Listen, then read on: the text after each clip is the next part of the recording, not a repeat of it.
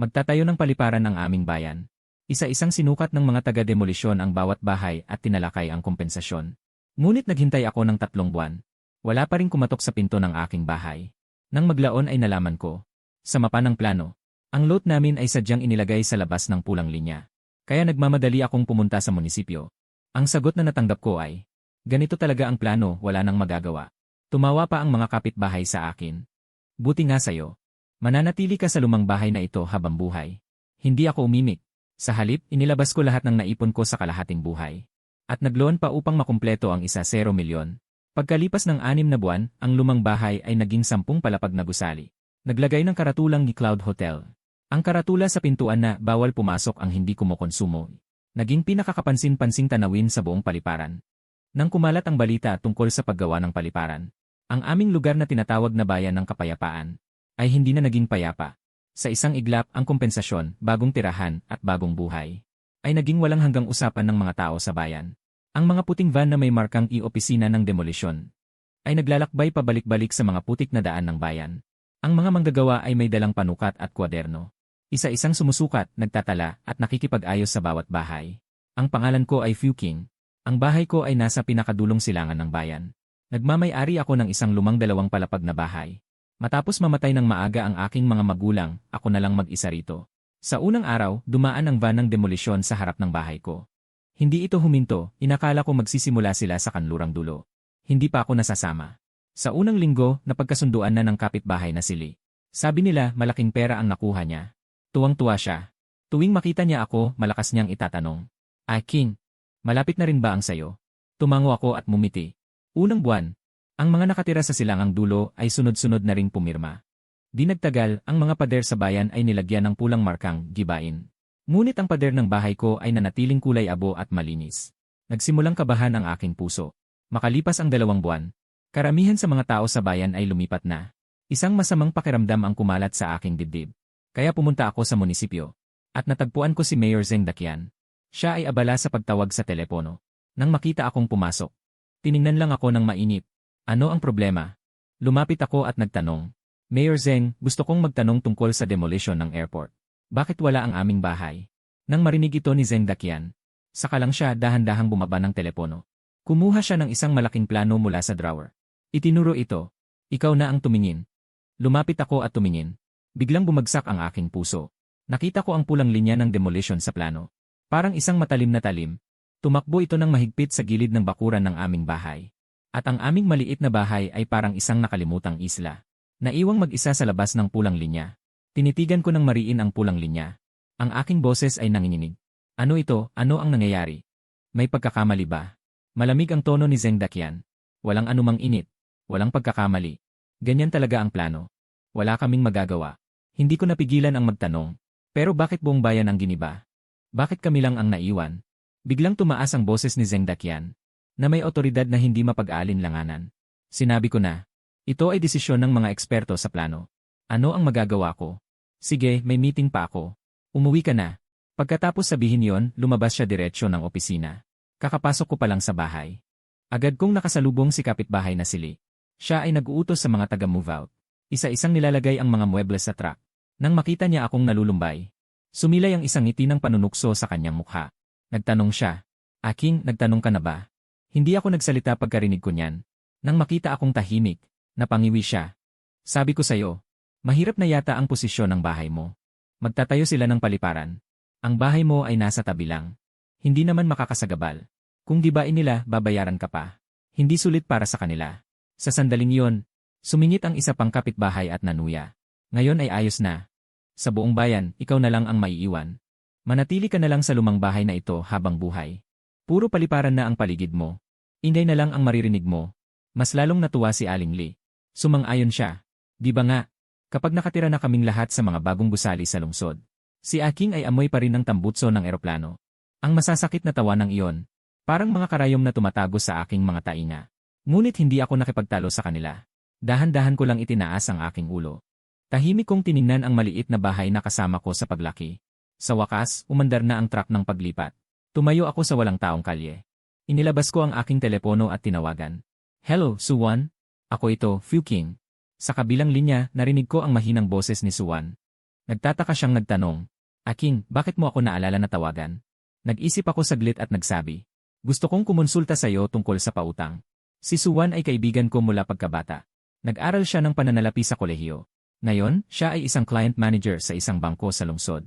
Nagulat si Suwan at nagtanong, pautang, Aking, ano bang nangyari sa iyo? Tahimik akong sumagot, wala. Gusto kong i-renovate ang lumang bahay namin. Lalong naguluhan si Suwan. Nagpumilit siyang magtanong, renovate, ngayon, narinig ko na magtatayo raw ng paliparan sa bayan niyo. Hindi ba lahat ay gigibain? Isinalaysay ko ng maikli ang pangyayari. Wala ang aming bahay sa sakop ng demolisyon. Matapos ang ilang sandaling katahimikan sa kabilang linya, bahagyang may galit ang boses ni Suwan. Ito ba'y pananakit? Paano naging ganito ang plano? Na eksaktong nilaktawan ang pamilya mo. Mahinahon kong sinabi. Hindi na mahalaga kung ito'y pagkakataon. Nagtanong si Suwan. Ano ang balak mong gawin? Itutuloy mo na lang ang pag-iingat sa lumang bahay. Tiningnan ko ang bakanting lupa sa labas ng bintana. At sinagot ng bawat salita. Hindi. Gigibain ko ito at muling itatayo. Nang marinig ito, tahimik si Suwan ng mahabang panahon bago nagsalita. Aking. Ito ay hindi maliit na halaga. Matatag kong sagot. Naisip ko na. Magkano ang kailangan mo? Mayroon akong 200,000 na ipon. Ito ang iniwan ng aking mga magulang at naipon ko sa mga taon ng trabaho. Gusto kong mangutang ng karagdagang 300,000. Kabuang 500,000. Sa kabilang linya ng telepono, narinig ni Suwan ang numerong ito. Napasinghap siya ng malalim. 500,000. King, nababaliw ka na. Nagsasaayos ka lang ng sarili mong bahay. Kailangan ba ng ganyang kalaking pera? Hindi ordinaryong bahay ang gagawin ko.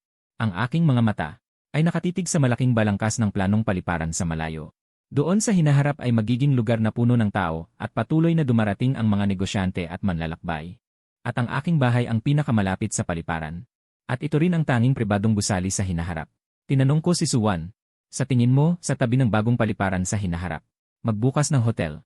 Ano ang magiging kinabukasan nito? Nang marinig ang mga salitang ito, agad na natigilan si Suwan sa kanyang kinatatayuan. Siya ay laging isang matalinong tao. Agad niyang naunawaan ang aking intensyon. Napasigaw. Hotel.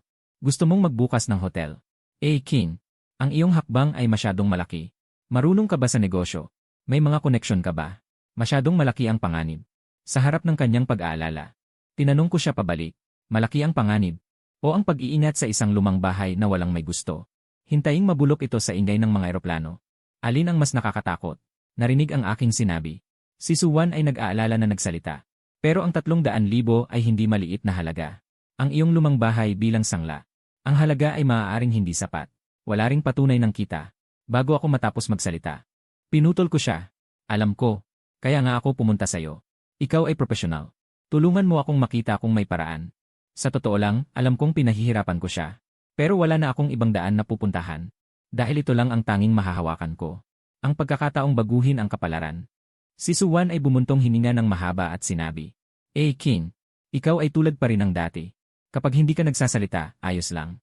Pero kapag nagsalita ka, nakakatakot. Ganito na lang. Bukas, dalhin mo ang titulo ng bahay at ang iyong mga dokumento. Hanapin mo ako sa lungsod. Tutulungan kitang ayusin. Tingnan kung anong paraan ang magagawa. Hindi ako makakapangako ng sigurado. Ngunit gagawin ko ang aking makakaya. Nang marinig ito, nagpapasalamat akong sinabi. Salamat, Suwan. Upang paluwagin ang kapaligiran. Nagbiro ako. Huwag mo muna akong pasalamatan. Kapag nagsimula na ang iyong hotel, bigyan mo ako ng libreng presidential suite panghabang buhay.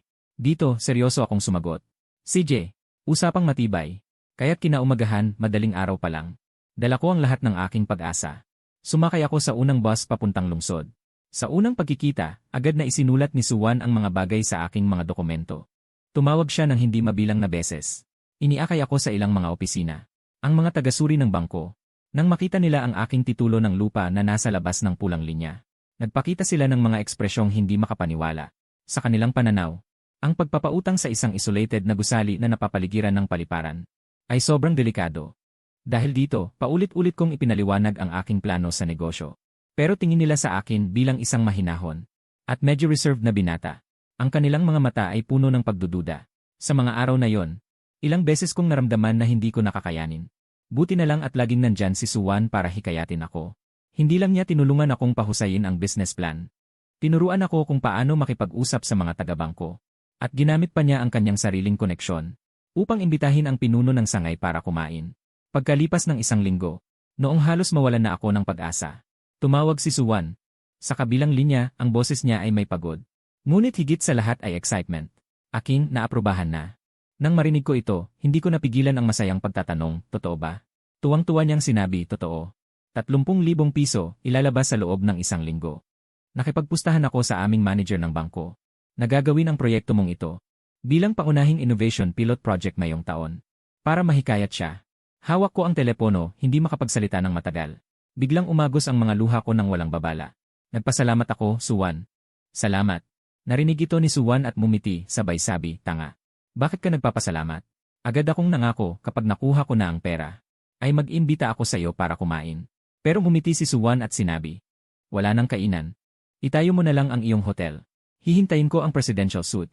Pagkatapos ibaba ang telepono. Lumapit ako sa bintana. Tumingin sa labas. Sa malaking konstruksyon ng paliparan na nagsimula na.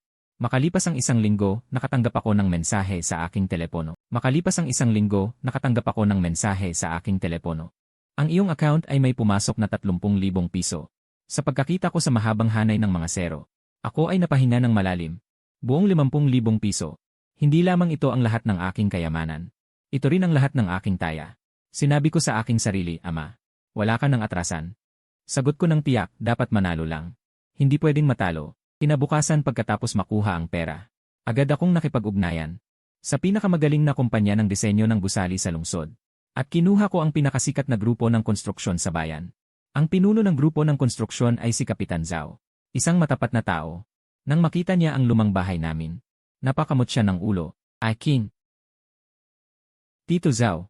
Nagtanong pa si Kapitan Zhao, ano ang balak mong gawin dito? Sasabihin ko sa'yo. Ang paligid nito ay magiging airport sa hinaharap.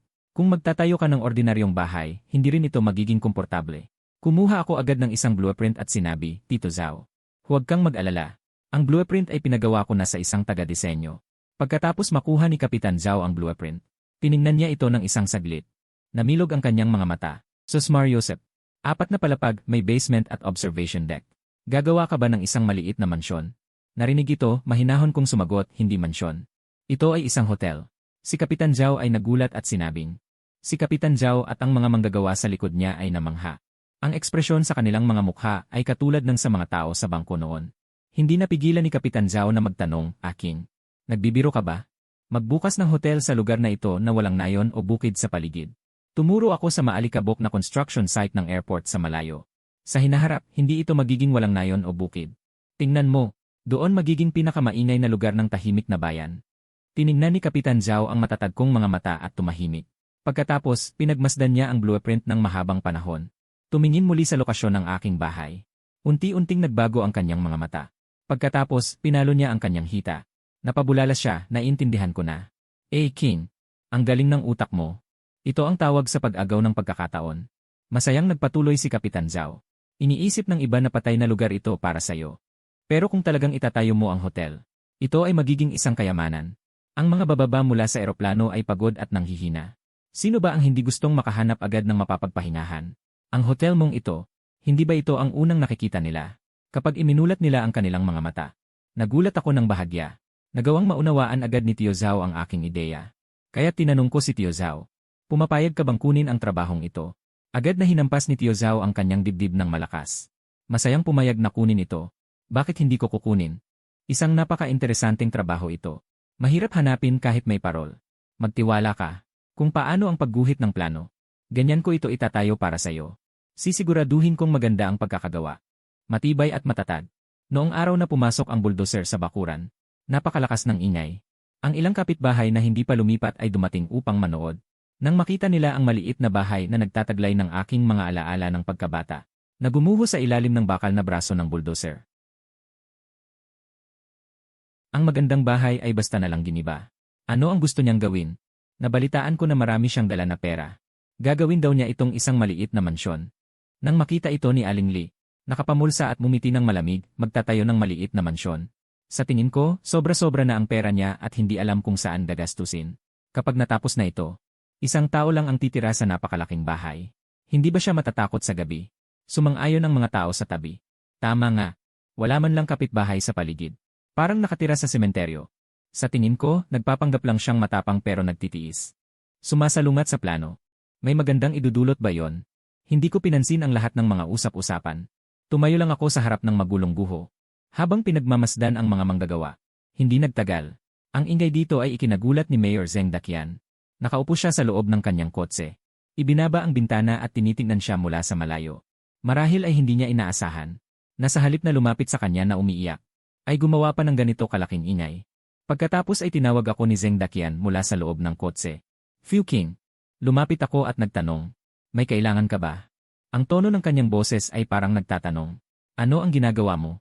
Pagsasaayos ng bahay. Ngunit patuloy siyang nagtatanong. Kailangan bang gibain ang buong bahay para sa pagsasaayos?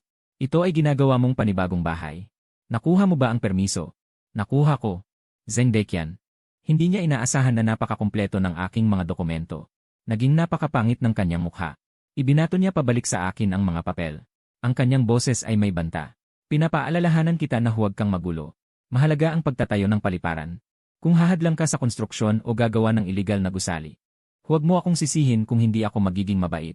Inayos ko ang mga dokumento. Diretso siyang tumingin sa kanyang mga mata. Huwag kang mag-alala. Lahat ng aking gagawin. Hindi ako makikialam kaninuman. At huwag din akong pakialaman ng iba. Si Zeng Dakian. Marahil ay hindi pa siya nakakita ng ganito katigas na ugali. Sa huli, mariin siyang umungol. Isinara ang bintana ng sasakyan. Mabilis na umalis. Alam ko na dumating siya ngayon upang balaan ako. At upang subukan din ako. Sa mga sumunod na araw. Halos araw-araw akong nasa construction site. Di nagtagal, ang balangkas ng gusali sa bakanteng lupa. Ay kitang-kitang lumalaki araw-araw. Unang buwan, natapos ang pundasyon at basement. Ikalawang buwan, natapos ang pangunahing istruktura. Sa wakas, nang dumating ang huling semento. Habang ibinubuhos ang bubong sa ika-4 na palapag. Si Tito Zhao ay tuwang-tuwang nagpaputok ng isang basket ng paputok. Tumayo ako sa bagong tapos na hubog na bubong ng ikalawang palapag. Nakatanaw sa lupa sa aking paanan. Sa aking pagtingin sa malayo. Ang hugis ng paliparan sa di kalayuan ay lalong nagiging malinaw. Ang aking hotel at ang darating na paliparan. Parang naglalaban sa tahimik na karera. Kung sino ang mas mabilis na makikita ng mga tao. Sa mismong araw na yon, nasa construction site ako at nag-uusap kasama ang arkitekto tungkol sa materyales sa labas. Biglang dumating ang mga sasakyan ng pulisya na humahagulgol. Bumukas ang mga pinto ng sasakyan. Bumaba ang mahigit 100 tao na nakauniporme ng iba't ibang departamento. Ang pinuno ay isang lalaking nasa gitnang edad. At si Zeng Dakian ay sumunod sa kanya. May bahid ng halos hindi mapansing ngisi sa kanyang mukha. Ang lalaking nasa gitnang edad ay mahigpit at mariing nagtanong. Sino ang namamahala dito? Lumapit ako at sumagot. Ako yon. Ipinakita niya ang kanyang identification card. Sinabi niya na kami ay Joint Enforcement Team. Nakatanggap kami ng report mula sa mamamayan. Na ang inyong lugar ay may malubhang paglabag sa konstruksyon. Malaking panganib sa kaligtasan. At nagdudulot ng polusyon sa kapaligiran. Nang marinig ko ito, biglang bumigat ang aking puso. Alam kong may darating na problema.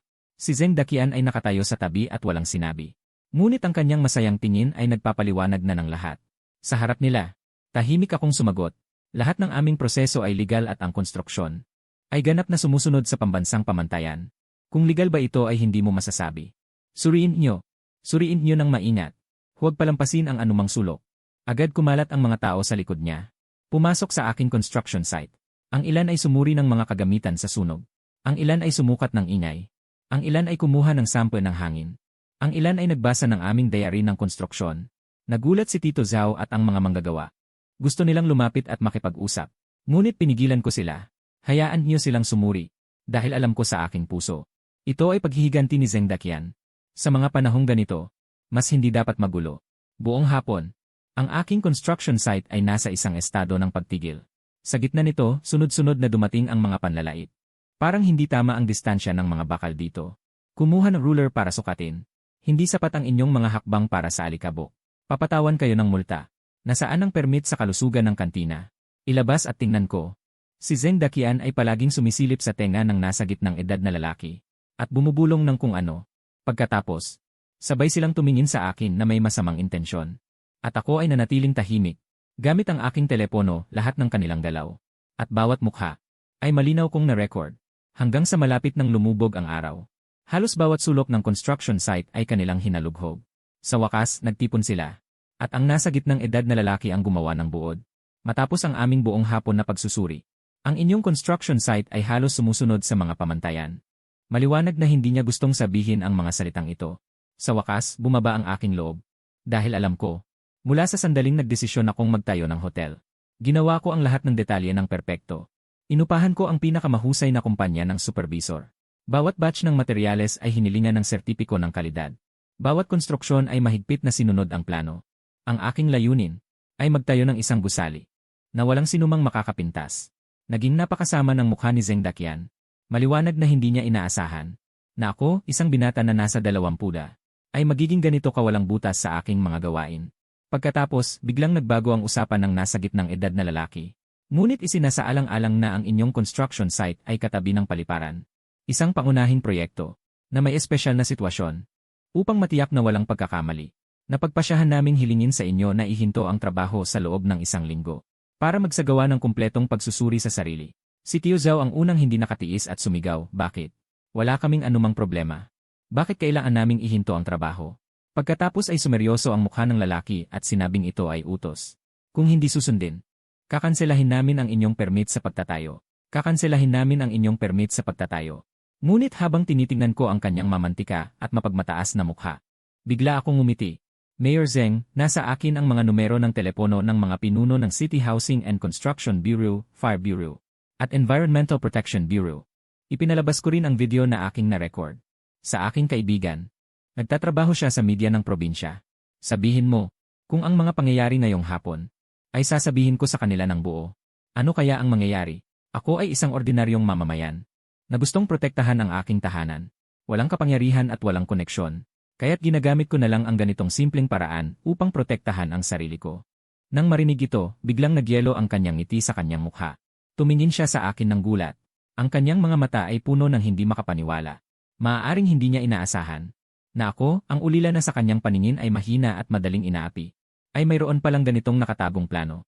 Sa oras na yon, napansin din ng lalaking nasa katanghalian ang kakaibang kapaligiran. Agad siyang lumapit at tinanong si Mayor Zeng. Tingnan mo ito. Nang makita ito ni Zeng Dakian, tinitigan niya ako ng may puot. Sinabi niya sa pamamagitan ng pagnguya ng kanyang ngipin, ituloy niya ang pagtatayo. Pagkatapos nito, hindi na siya lumingon. Sumakay siya sa kanyang sasakyan, kasama ang grupong tinatawag na enforcement team na tumakas ng nakakahiya. Biglang umugong ang palakpakan sa construction site. Pinuri si aking naastig. Sa totoo lang, ako lang ang nakakaalam. Ang sinabi ko kanina ay kalahating totoo at kalahating hindi. Totoo na na-record ko ang video. Ngunit ang kaibigan sa media ay gawa-gawa ko lang. Ako ay nagsusugal. Sinusugal na si Zeng Dakian. Ay may konsensyang may kasalanan. Hindi niya gustong lumaki ang gulo. Nanalo ako sa sugal. Ngunit alam ko rin na hindi siya basta-basta titigil. Kaya tumingin ako sa mga ilaw ng lungsod sa malayo. Inilabas ko ang aking cellphone. "Hello, Suwan?" Mukhang nagkaproblema ako ng malaki.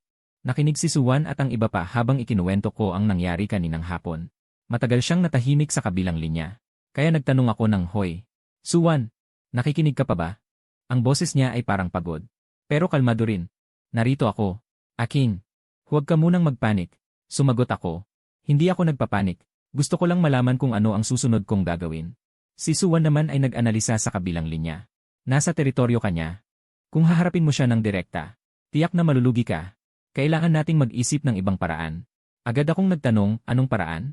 Sabi sa Sun Tzu's Art of War, sa lahat ng labanan, ang tuwirang pag-atake ay para sa normal, ang dituwirang paraan ay para sa panalo. Ngayon, kumpleto ang iyong mga dokumento. Lehitimo at ayon sa batas. Ito ang iyong tuwirang kapangyarihan. Si Zeng Dakian, gusto kang hanapan ng butas ngunit hindi niya magawa. Kaya napipilitan siyang gumamit ng maruruming taktika. Ang kailangan nating gawin ay sa lugar na hindi niya inaasahan. Gumamit ng isang dituwirang diskarte. Tahimik akong nakinig. Ang pagsusuri ni Suwan ay unti-unting nagbigay linaw sa aking magulong isipan. Kaya nagtanong ako, ano itong dituwirang diskarte? Sumagot si Suwan ng salita-salita, ang paliparan. Ang proyektong Aning International Airport mismo. Nagulat ako nang marinig iyon. Nagpatuloy siya. Ano ang magiging pangunahing kakayahang kompetitibo ng iyong hotel sa hinaharap? Ito ay ang kakaibang lokasyon nito. Ito ay ang zero distance nito sa paliparan. Kaya simula ngayon, huwag mong ituon ang iyong paningin sa maliit na lugar ng 6 taon lamang. At lalo na huwag mong patuloy na titigan si Zeng Dakian na parang isang clone. Dapat mong itaas ang iyong pananaw. Sa parehong antas ng proyekto ng paliparan, dapat mong hanapan ng paraan upang ituring ka ng proyekto ng paliparan bilang isa sa kanila. Ang mga salita ni Suwan ay parang isang kidlat na biglang naglaho sa ulap na nasa harapan ko. Sa wakas ay naunawaan ko na kung bakit kayang mang-api sa akin ni Zeng Dakian ng walang takot. Dahil sa kanyang paningin. Ako ay isang individual na mahina at nag-iisa.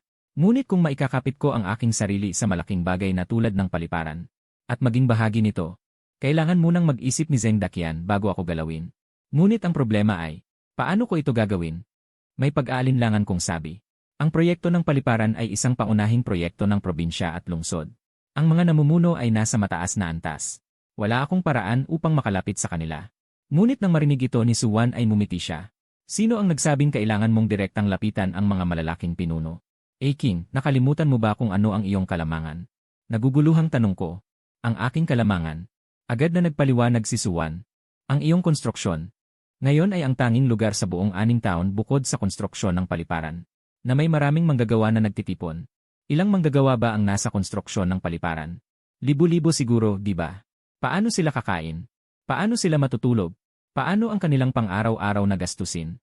Sa pagkakaalam ko, para matapos ang proyekto sa tamang oras, sila ay nasa saradong sistema ng pamamahala. Ang buhay ng mga manggagawa ay talagang nakakainip, at hindi maginhawa, at ikaw ay nasa tabi nila. Nang marinig ko ito ay bigla kong naunawaan. Agad akong nagtanong, ang ibig mong sabihin ay gawin ko silang mga customer. Sa boses ni Suwan ay may bahid ng kasiyahan. Hindi lamang ito simpleng paggawa ng negosyo. Ito ang pinakamagandang pagkakataon para makapasok ka sa proyekto ng paliparan. Maaari mong gamitin ang iyong kasalukuyang konstruksyon. Magbukas ng maliit at pansamantalang serbisyong lugar para sa pamumuhay. Isang maliit na tindahan. Isang karinderya. Isang sinihan sa labas. Hindi malaki ang puhunan. Ngunit agad na masusolusyunan ang agarang pangangailangan ng mga manggagawa sa paliparan. Hindi mo ibinibigay ang produkto, kundi ang kaginhawahan at pagmamalasakit. Kapag naaalala ng mga libu-libong manggagawa ang iyong kabutihan, ano kaya ang isipin ng mga pinuno ng konstruksyon ng paliparan sa iyo? Ituturing kanila bilang isang taong may pananaw, isang katuwang na may pananagutan, isang taong makakatulong sa kanila na mapatatag ang likurang bahagi, isang kakampi na mag-aalis ng kanilang mga alalahanin. Sa oras na yon, ang iyong hotel ay hindi na magiging isang nag-iisang gusali, kundi isang service center na kaakibat ng proyekto ng paliparan. Matatapang pa ba si Zeng Dakian na manggulo sa iyo? Matapang ba siyang lumaban sa buong proyekto ng paliparan? Nang marinig ko yon, nanginginig ang aking katawan dahil sa kabuluhan habang hawak ang telepono. Hindi ako makapagsalita ng matagal. Suwan, ikaw ay isang henyo talaga. Umiti si Suwan at sinabing hindi ako henyo. Ang inspirasyon ay mula sa iyo. Ang taong makakaisip na magtayo ng hotel sa tabi ng paliparan ay hindi magiging isang hangal. Dagdag pa ni Suwan na dapat itong gawin agad. Bago pa sumunod na atake ni Zeng Dakian. Ihanda na natin ang ating mga kabalyero. Agad akong nagtanong kung ano ang dapat kong gawin. Iminungkahi ni Suwan na pumunta ka kay Tio Zhao. Siya ay may mga manggagawa at kasanayan. Magtayo ng pansamantalang kubol. Magbukas ng isang kainan sa labas. Para sa kanya, ito ay isang madaling gawain. Sa aspeto ng supply, maaari kang direktang makipag-ugnayan sa palengke sa lungsod. Bibigyan kita ng ilang numero ng telepono. Lahat sila ay aking mga kliyente. Mapagkakatiwalaan, ang pinakamahalaga ay patas ang presyo. Dapat malinis at maayos ang mga produkto. Hindi namin nais ang sobrang kita. Ang gusto namin ay ang puso ng tao. Pagkatapos ng tawag, parang bawat selula ng aking katawan ay nagising. Ang dating pagod at pagkalito ay nawala na lang. Napalitan ang hindi pa naganap na lakas ng loob at pag-asa. Nagpunta ako agad kay Tio Zhao ng gabing iyon. Sinabi ko sa kanya ang aking plano. Matapos marinig, hinampas ni Tio Zhao ang kanyang hita at sinabing magandang ideya ito. Matagal ko nang kinaawaan ang mga kawawang manggagawa sa paliparan. Araw-araw kumakain sa kantina. Nawawalan na ng lasa ang kanilang pagkain. Magtatayo tayo ng isang kainan sa labas. Maglagay ng beer at mga inihaw. Tiyak na matutuwa sila ng husto. Siniguro ni Tio Zhao na walang problema, sabi niya kay King. Huwag kang mag-alala. Ako na ang bahala. Bukas, dadalhin ko ang mga tao at ipapatag ang lugar para sa'yo. Sa loob ng 3 araw, garantisadong magbubukas na. Talagang lampas sa inaasahan ko ang pagpapatupad ni Tio Zhao. Makalipas ang 3 araw, isang malaking, simple at pangit na Amerikanong plaza na gawa sa tubo at yero ay lumitaw sa harapan. Pinakalanan ko itong gas station, estasyon ng gasolina. Ito ay para pasiglahin ang mga manggagawa at para rin pasiglahin ang aking sarili. Samantala, ang mga tao ni Zeng Dakian ay lihim na nagmamanman. Nang makitang hindi kami nagtatayo ng hotel, sa halip ay nagtayo kami ng kubol, sila ay nataranta. Di nagtagal, binuksan ang gas station na kainan. Noong araw na yon, nagsagawa ako ng munting seremonya. Sumulat ako ng ilang malalaking salita sa pulang papel at idinikit sa pintuan. Sa unang 3 araw ng pagbubukas, lahat ng putahe at inumin ay may 50% diskwento. Pinapunta ko rin si Tio Zhao ng ilang manggagawa upang mamigay ng flyer sa labas ng gate ng airport construction site. Pagsapit ng takip silim, Hindi pa ganap na madilim ang langit. Tunog na ng kampana ng pagtatapos ng trabaho sa airport construction site. Daan-daan at libo-libong manggagawa. Ang sumugod palabas ng pintuan na parang tubig. Karamihan sa kanila ay puno ng alikabok. At pagod ang mga mukha. Nang makita nila ang maliwanag na ilaw sa aming panig. At maamoy ang inihaw na karne sa hangin. At ang bango ng mga nilutong pagkain. Sila ay natigilan. May isang nagtanong. Ano ang lugar na yon? Bakit ito napakaingay? Parang isang kainan. Ano ang tawag? Gasolinahan. May nagmungkahi. Lumapit tayo at tingnan. Ang unang customer ay isang lalaking mukhang bata. May pagkamurang anyo ang mukha. Boss, totoo bang kalahati lang ang presyo dito? Umiti ako at sumagot. Nag-order siya. Bigyan mo ako ng isang order ng twice cooked pork rice. At 2 itlog. CJ, ako mismo ang nagluto. Sa pinakamabilis na paraan. Naghain ako ng isang mainit na mainit. At maraming laman na rice bowl sa harap niya. Binata. Nang makita ang tumpok ng baboy na parang bundok. Nanlaki ang kanyang mga mata. Hindi nagtagal, dumating ang pangalawa at pangatlong bisita. Makalipas ang kalahating oras. Ang buong gasolinahan ay puno ng tao. Sila ay nagkakagrupo ng 3 o 5. Umorder ng ilang platong pampagana. Ilang kahon ng serbesa. Ang emosyong pinigil sa construction site buong araw. Sa tulong ng alak at masarap na pagkain, lubusang nakalabas. Ang dating walang laman at tahimik. Gabing na puno ng sigla at ingay. Ganap na nagningas. Si Tio Zhao kasama ang kanyang mga manggagawa ay nasa isa sa mga mesa. Lasing at namumula ang mukha. Ang unang hakbang sa tagumpay. Sa mga sumunod na araw, lalong sumikat ang negosyo ng gasolinahan. Ang aking gasolinahan, naging para sa mga manggagawa sa nakababagot na buhay sa construction site. Ang tanging aliw at paraiso. Ang mga manggagawang kumakain ay nakasimangot nang makita ito. Malinaw. Nakita nila na ang mga taong ito ay naghahanap ng gulo. Kaya lumabas ako mula sa kusina. Hinubad ko ang aking apron. Tahimik na nagtanong, ano ang gusto ninyong kainin? Si Zhenqiang ay tinitigan ako mula ulo hanggang paa. Ang kanyang mga mata ay puno ng pananakot. Ikaw ang boss. Wala kaming kakainin. Kami ay nangungulekta ng pera bilang proteksyon. Inilahad niya ang 5 daliri at nagsabi. Sa bayang ito ng aning kung nais mong magnegosyo. Dapat mong sundin ang aming mga patakaran dito. Bawat buwan, ito ang halaga. Hindi inaasahang bago pa ako makapagsalita. Sa katabing mesa, isang lalaking malaki ang pangangatawan. Biglang tumayo. Ang taong ito ay isang kontratista sa construction site ng airport. Apelyido Zhang, halos araw-araw kumakain dito. Agad na nagtanong si Contractor Zhang sa malalim na boses. Ano ang ginagawa ninyo? Ang mga manggagawang kumakain ay nakasimangot nang makita ito. Maliwanag. Nakita nila na ang mga taong ito ay naghahanap ng gulo. Kaya lumabas ako mula sa likod ng kusina. Nag-alis ng apron. Mahinahong nagtanong. Ano ang gusto ninyong kainin? Sinusuri ako ni Zhenqiang mula ulo hanggang paa. Puno ng pananakot ang kanyang mga mata. Ikaw ang boss. Wala kaming kakainin. Nandito kami para mangolekta ng proteksyon. Iniunat niya ang 5 daliri at sinabi. Para magnegosyo sa bayan ng aning. Kailangang sundin niyo ang aming mga patakaran. Ganitong halaga bawat buwan. Hindi inaasahan bago pa ako makapagsalita. Sa kalapit na mesa, isang malaki at matipunong lalaki. Biglang tumayo. Ang lalaking ito ay isang foreman mula sa construction site ng airport. Apelyido Zhang, halos araw-araw kumakain dito. Pagkatapos ay nagtanong si Foreman Zhang sa malalim na boses. Ano ang ginagawa ninyo dito? Nagkakagulo dito. Tiningnan siya ng pahilis ni Zhenqiang nang may paghamak. Sino ka ba? Usaping pang matanda. Mga bata, huwag makialam. Kung hindi, sasaktan din kita. Natawa si Foreman Zhang matapos marinig ito. Hindi na siya nagsalita. Sa halip, kumuha siya ng isang walang laman na bote ng serbesa mula sa mesa. Marahan itong pinisil. Tanging narinig ang isang pop. Ang bote ng salamin ay nadurog sa hindi mabilang na piraso sa kanyang kamay. Nang makita ito, si Zhenqiang at ang kanyang ilang mga kasama. Nagyelo ang mga ngiti sa kanilang mga mukha. Pagkatapos mula sa lahat ng direksyon, dose-dosenang mga parehong matipunong manggagawa ang tumayo. Ang ilan sa kanila ay may hawak na bote ng serbesa. Ang ilan ay kumuha ng mga bangko. Wala silang sinabi kahit isang salita. Tahimik lang nilang pinalibutan si Zhenqiang at ang kanyang mga kasama. Ang mga manggagawang ito ay galing sa iba't ibang panig ng bansa. Sila ay nagtatrabaho sa mga construction sites sa loob ng maraming taon. Kahit na wala silang mataas na edukasyon, mayroon silang pinakasimpleng diwa ng pagkakapatiran. Dahil binigyan ko sila ng murang at masarap na pagkain. Natural lang na handa silang ipagtanggol ako. Si Zhenqiang at ang kanyang mga kasama. Karaniwan ay binubuli lang nila ang mga tapat na mamamayan ng bayan. Saan pa nakakita ng ganitong eksena? Kaya, sumigaw si Zhenqiang, nananakot ngunit duwag. Ano ang gusto niyong gawin? Sinasabi ko sa inyo. Ang tito ko ay si Zheng Daqian. Ngumisi si Foreman Zhang nang may paghamak.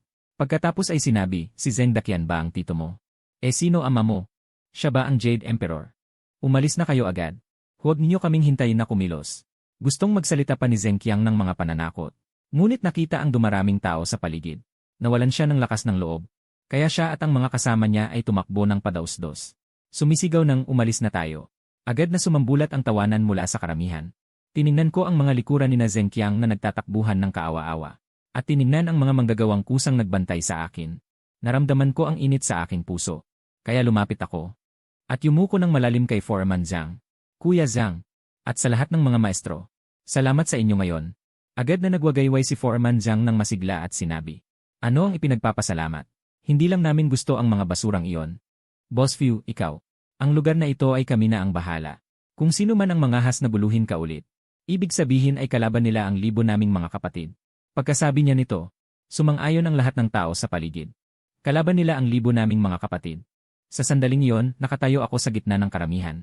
Tumingin sa mga mukhang simple at tapat. Puno ng hindi maipaliwanag na damdamin ang aking puso. At sa malayo si Zheng Daqian.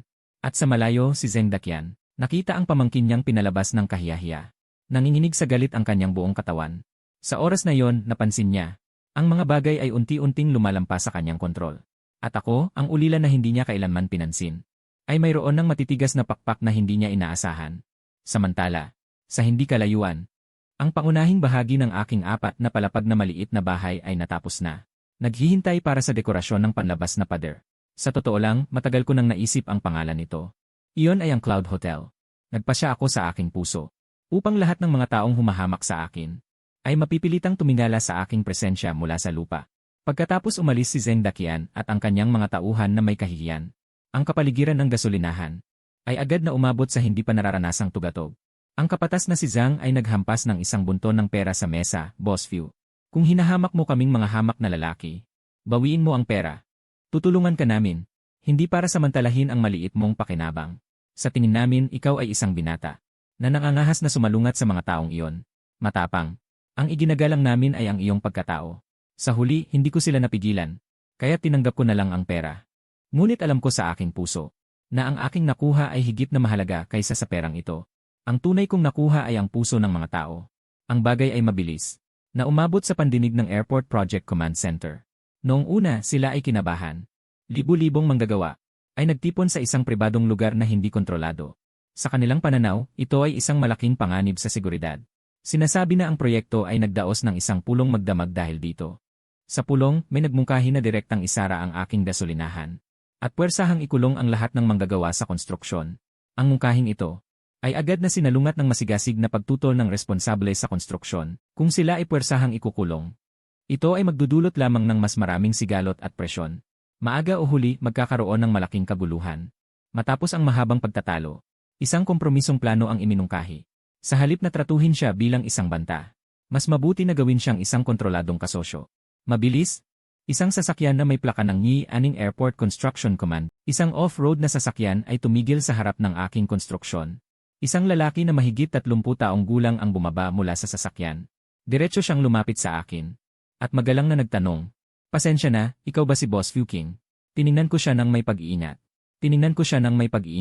Sagutin mo ako. Iniabot niya ang kanyang kamay para magpakilala. Kamusta? Ako si Qin Xiu, pangalawang direktor ng Logistics at Support Department ng proyekto ng airport. Uy, pwede ba kitang makausap? Nag-alinlangan ako. Sa huli, sumama ako sa kanya sa gasolinahan. Umupo kami sa isang bakanteng mesa. Binuhusan ko siya ng malamig na tsaa. At nagtanong, Director Qin, may kailangan ba kayo sa akin? Ngumiti si Qin Xiu. Ang ngiti ay mahinahon at sinabi niya, Boss Fu, huwag kang kabahan. Ngayon, hindi ako pumunta para humanap ng gulo. Ngayon, pumunta ako para makipag-usap sa iyo tungkol sa isang negosyo. Natigilan ako sa sinabi niya. Kooperasyon. Itinulak ni Qin Xiu ang kanyang salamin. Diretso niyang sinagot. Pinag-aralan ng aming komite. Nagkasundo kaming lahat. Ang iyong gasolinahan. Para sa matatag na pag-unlad ng aming proyekto ng airport. Nag-ambag ng napakapositibong kontribusyon. Labis kaming nagpapasalamat sa iyo. Sa pagbibigay sa mga manggagawa ng napakagandang lugar para sa kanilang libangan. Nang marinig ko ang mga salitang ito, medyo hindi ako handa. Akala ko darating ang araw na gagawin nila akong problema. Pagkatapos, kumuha si Qin Xiu ng dokumento mula sa kanyang briefcase. At sinabi, gusto naming makipagtulungan sa iyo. Pumirma ng isang formal na kasunduan sa kooperasyon. Ang aming command center ay formal na magbibigay ng kapangyarihan sa iyong gasolinahan. Maging bahagi ng proyekto ng Aning International Airport. Bilang isa sa living service area, magbibigay kami sa iyo ng opisyal na karatula. At bawat buwan, bibigyan ka namin ng subsidy. Iisa lang ang kahilingan namin. Mabilis na bumilis ang tibok ng puso ko. Agad akong nagtanong, anong kahilingan? Tiningnan ako ni Kinshu. Ang kanyang mga mata ay puno ng katapatan at sinabi, garantiya sa kaligtasan ng pagkain. Garantiya sa katatagan ng presyo. Para ang mga manggagawa ay kumain ng may kapanatagan. At kumain ng may kasiyahan. Ginoong Fiu, alam namin ang kasalukuyan mong presyo. Halos walang tubo. Bibigyan ka namin ng subsidy. Sana ay magpatuloy mo ito ng matagal. Tinulungan mo kaming manatiling matatag sa likuran. Upang makapagtayo kami ng may kapanatagan sa harapan. Sa sandaling iyon, tiningnan ko ang kasunduan sa mesa. Nakita ko ang salitang ipagkakasundo doon. Biglang uminit ang aking mga mata. Ang plano ni Suwan. Ang matalinong hakbang na iyon na nanalo sa kakaibang paraan. Sa huli, ay nagkatotoo sa isang paraang hindi ko inaasahan. Naging kaalyado ako ng proyekto sa paliparan. At naging kabilang pa ako sa kanilang opisyal na kinikilala. Sumagot ako agad. Sumasang-ayon ako. Kinuha ko ang pluma at pinirmahan ang aking pangalan sa kasunduan. Masayang tiniklop ni Kinshu ang kasunduan. At sinabing, Ginoong Fiu, magandang pakikipagtulungan. Sa susunod, kung may kailangan ka naming tulong, o kung may manggugulo sa'yo, pwede mo akong tawagan anumang oras. Masayang inihatid si Kinshu palabas. Agad akong tumawag kay Suwan. At masayang sinabi, Uy, Suwan, nagtagumpay tayo. Tumawa si Suwan sa kabilang linya at sinabing, alam ko na. King, tandaan mo, kapag kaya mong magbigay sa iba, ng halagang hindi nila matatanggihan, ikaw ay magiging kasamang gustong makasama ng lahat. At hindi lang isang langgam na maaaring yurakan. Mula ngayon, ang iyong larangan ay umangat na. Sa susunod na araw nga, isang bagong asul na karatula ay isinabit sa pinakakitang lugar ng gasolinahan. Nakasulat dito ang dalawang malaking linya. Itinalagang serbisyo ng pamumuhay ng proyekto ng paliparan ng Aning International. Ginawa ng seksyon ng logistik at suporta ng komite ng pagtatayo ng paliparan ng Aning. Ang karatulang ito ay parang sagisag ng isang general noong unang panahon. Nang maisabit ito, nagbago ang aura ng buong gasolinahan. Kaya't nang makita ng mga manggagawa ang karatulang ito, mas tuwid ang kanilang mga likod. Ang paggastos dito ay hindi na simpleng pagkain at inumin, kundi isang benepisyong opisyal na kinikilala. Sa puntong ito, ang aking pagkakakilanlan ay mula sa isang kontrobersyal na individual na negosyante. Naging isang lehitimong pulang tuktok na mangangalakal. Malinaw kong nararamdaman. Ang mga mata ni Zeng Dakian na nasa lahat ng dako ay naging mas maingat matapos makita ang karatulang ito. Kahit man lang sa susunod na linggo, wala nang nangyaring panliligalig. Sa construction site at gasolinahan, ay nagkaroon ng pambihirang katahimikan. Alam ko na ito ay katahimikan bago ang bagyo. Dahil ang taong gaya ni Zeng Dakian, ay tiyak na hindi susuko ng ganoon lang. Totoo nga, ang gulo ay dumating pagkalipas ng isang linggo. Sa paraang hindi ko inaasahan. Isang umaga, si Kuya Lee, ang driver ng truck na naghahatid ng baboy sa akin, ay lumapit sa akin na may malungkot na mukha. Ginoong Fiu, pasensya na. Ang karne ngayon ay maaaring hindi madala. Nalamig ang aking dibdib. Agad akong nagtanong kung ano ang nangyari. Guro Lee. Nagsindi ng sigarilyo si Kuya Lee. Huminga ng malalim. Bumuntong hininga at sinabing huwag na banggitin. Kaninang madaling araw pumunta ako para magkarga. Sa daan, hinarang ako ng transportasyon ng bayan. Kukumpiskahin ang sasakyan at magmumulta. Ang aking truck ay wala pa sa kalahati ng pinapayagang karga. Nakipagtalo ako sa kanila. Sinabi nila na 1,000,000 piso ang multa. Kung hindi, kukumpiskahin ang sasakyan sa loob ng isang buwan. Nang marinig ko ito, bumagsak ang aking puso. Ito ay tiyak na hindi nagkataon. Ito ay bagong laro ni Zeng Dakian. Hindi na siya nangahas na direktang kumilos laban sa akin. Kaya naman sinimulan niyang atakihin ang aking supply chain. Agad na nagpatuloy si Kuya Lee nang walang magawa, hindi lang ako. Kaninang umaga, ang mga naghahatid ng gulay sa ating lugar, ng bigas at mantika. Ilang sasakyan ang naharang sa iba't ibang kanto. Ang mga rason ay iba-iba. Tulad ng hindi pasado sa emisyon, o hindi maayos ang itsura ng sasakyan, multa at kumpiska. Ngayon, ang mga driver na naghahatid sa atin sa bayan. Wala ni isa sa kanila ang naglakas loob na lumapit sa iyo. Natakot na silang lahat. Isang magaling na taktika ng pag-alis ng pundasyon. Alam mo, araw-araw ay malaking dami ng sangkap ang kailangan ng hotel. Kapag naputol ang supply chain, hindi aabot ng 2 araw, kailangan ng magsara. Pagsapit ng tanghali, nagsimula nang magpakita ang epekto ng kakulangan sa sangkap. Maraming trabahador ang gustong umorder ng putahe dahil wala nang magluluto. Kahit naintindihan nila ito, nakikita ko ang pagkadismaya sa kanilang mga mata. Sa nakikita ko, sobrang nag-aalala ko. Kaya agad kong tinawagan si Kinshu. Ipinaliwanag ko ang sitwasyon sa kanya. Sa telepono, nagalit si Kinshu, ito ay walang katwiran. Ito ay puro kalokohan. Ito ay pagsira sa normal na operasyon ng proyekto sa paliparan. Pumayag siya na agad akong kausapin ng bayan. Ngunit makalipas ang 1 oras. Tumawag siya pabalik. Walang magawa niyang sabi, Fu King, nakausap ko sila. Sa salita, pumayag naman sila. Sabing aayusin agad. Ngunit ang mga nasa ilalim ay peke lang ang pagsunod. Patuloy na nagtatayo ng hadlang kung saan-saan. Ito'y lokal na proteksyonismo. Isang ugnayan ng interes sa loob nila. Tayo ay punong himpilan. Wala tayong direktang kapangyarihan sa lokal na administrasyon. Ang mga taong ito ay naglalaro lang sa atin. Nagpapalusot. Mukhang hindi maaasahan ang iba. Kailangan kong mag-imbento ng sarili kong paraan upang makalabas. Agad kong tinawagan si Suwan. Suwan, tulungan mo ako. Yung mga kontak na ibinigay mo sa akin dati. Sa mga pamilihan sa lungsod. Nandyan pa ba? Agad na nagtanong si Suwan. Ano ang nangyari? May problema ba? Isinalaysay ko ang ginawa ni Zeng Dakian at ang aking kagipitan. Sa madaling salita, matapos ang ilang segundo ng katahimikan, si Suwan ay nagsabi, mabagsik talaga. Gusto kanyang itulak sa wakas. King, ano ang plano mo? Mamimili mula sa lungsod. Malayo ang distansya. Ang gastos ay mas mataas. At wala kang sasakyan. Pwedeng magrenta ng sasakyan. Okay lang kahit mas mataas ang gastos. Ang subsidy na ibinigay ni Director Qin ay eksaktong magagamit dito. Ang pinakamahalaga ay, gusto ko ang kontrol sa pinagkukunan ng mga produkto. Ayoko nang maapi ng iba. Ang boses ni Suwan ay may paghanga. Buong tapang akong sumagot ng sige. May tapang.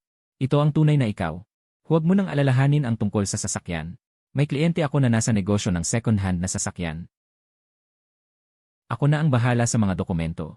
Ako muna ang mag-advance ng pera. Huwag kang mag-alala. Sa palengke ng Pakyawan. Magpapaalam ako para sa'yo.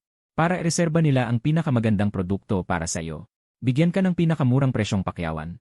King, tandaan mo lang. Ang 6 taon ay isang maliit na lawa lamang. Si Zeng Dakian ay ang malaking isda sa lawa. Ngunit kung lalabas siya sa lawa na ito, wala siyang halaga. Ang kailangan mong gawin ay itanim ang iyong ugat sa mga ilog at dagat sa labas ng lawa. Ang mga salita ni Suwan ay nagmulat sa akin. Lagi kong iniisip kung paano siya labanan sa teritoryo ng 6 taon. Ngunit nakalimutan kung kaya ko siyang iwasan. At pumunta sa mas malawak na plataporma. Pagkalipas ng 2 araw, isang medyo lumang asul na maliit na truck ay huminto sa harap ng aking construction site. Si Suwan mismo ang nagmaneho ng sasakyan. May lisensya ka ba? Buong kumpiyansa akong sumagot. Noong kolehiyo pa lang, kinuha ko na. Pero matagal na akong hindi nagmaneho. Aliwalas ni Suwan ang sabi. Kahit paano, basta magmaneho ka. Binuksan agad ni Suwan ang likod ng sasakyan. Puno ito ng laman. Nakangiting sabi. Ito ay dala ko mula sa palengke ng Pakyawan sa aking daan. Ang unang batch ng produkto na dinala ko sa'yo. Suriin ang mga ito. Ngayon, tinitingnan ko ang mga sariwang sangkap na ito. At ang pagod na si Suwan. Naluluha ang aking ilong. Hindi ko mapigilan ang pag-iyak. Ako. Agad na tinapik ni Suwan ang aking balikat at sinabing, tama na ni. Huwag kang magdrama. Mag-ibis na tayo ng mga kargamento. Naghihintay ang mga manggagawa na kumain. Kapag nagbukas na ang iyong hotel, mag-iwan ka lang ng ilang presidential suite para sa akin. Noong gabing iyon, ang mga pagkain sa gasolinahan ay masagana kaysa dati.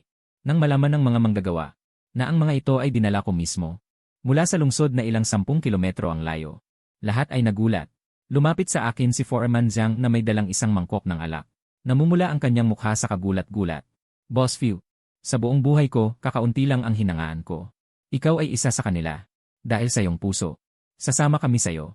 Ang gasolinahang ito ay tahanan naming lahat. Sino man ang mangahas na galawin ang aming tahanan, hindi namin siya patatawarin. Pagkatapos, daan-daang manggagawa ang sumigaw ng sabay-sabay, ang tahanan ng lahat di. Sino man ang mangahas na galawin ang aming tahanan, hindi namin siya patatawarin. Sa sandaling ito, alam ko na ang plano ni Zeng Dakian na hatakin ang ilalim ng kaldero ay ganap na nabigo. Hindi lamang niya ako natalo. Sa halip, ako at ang mga simpleng manggagawang ito ay tuluyang nagkaisa. Mula nang magkaroon ako ng sariling truck at sariling supply chain. Gani 0570, ang aking gasolinahan ay tuluyang naging matatag.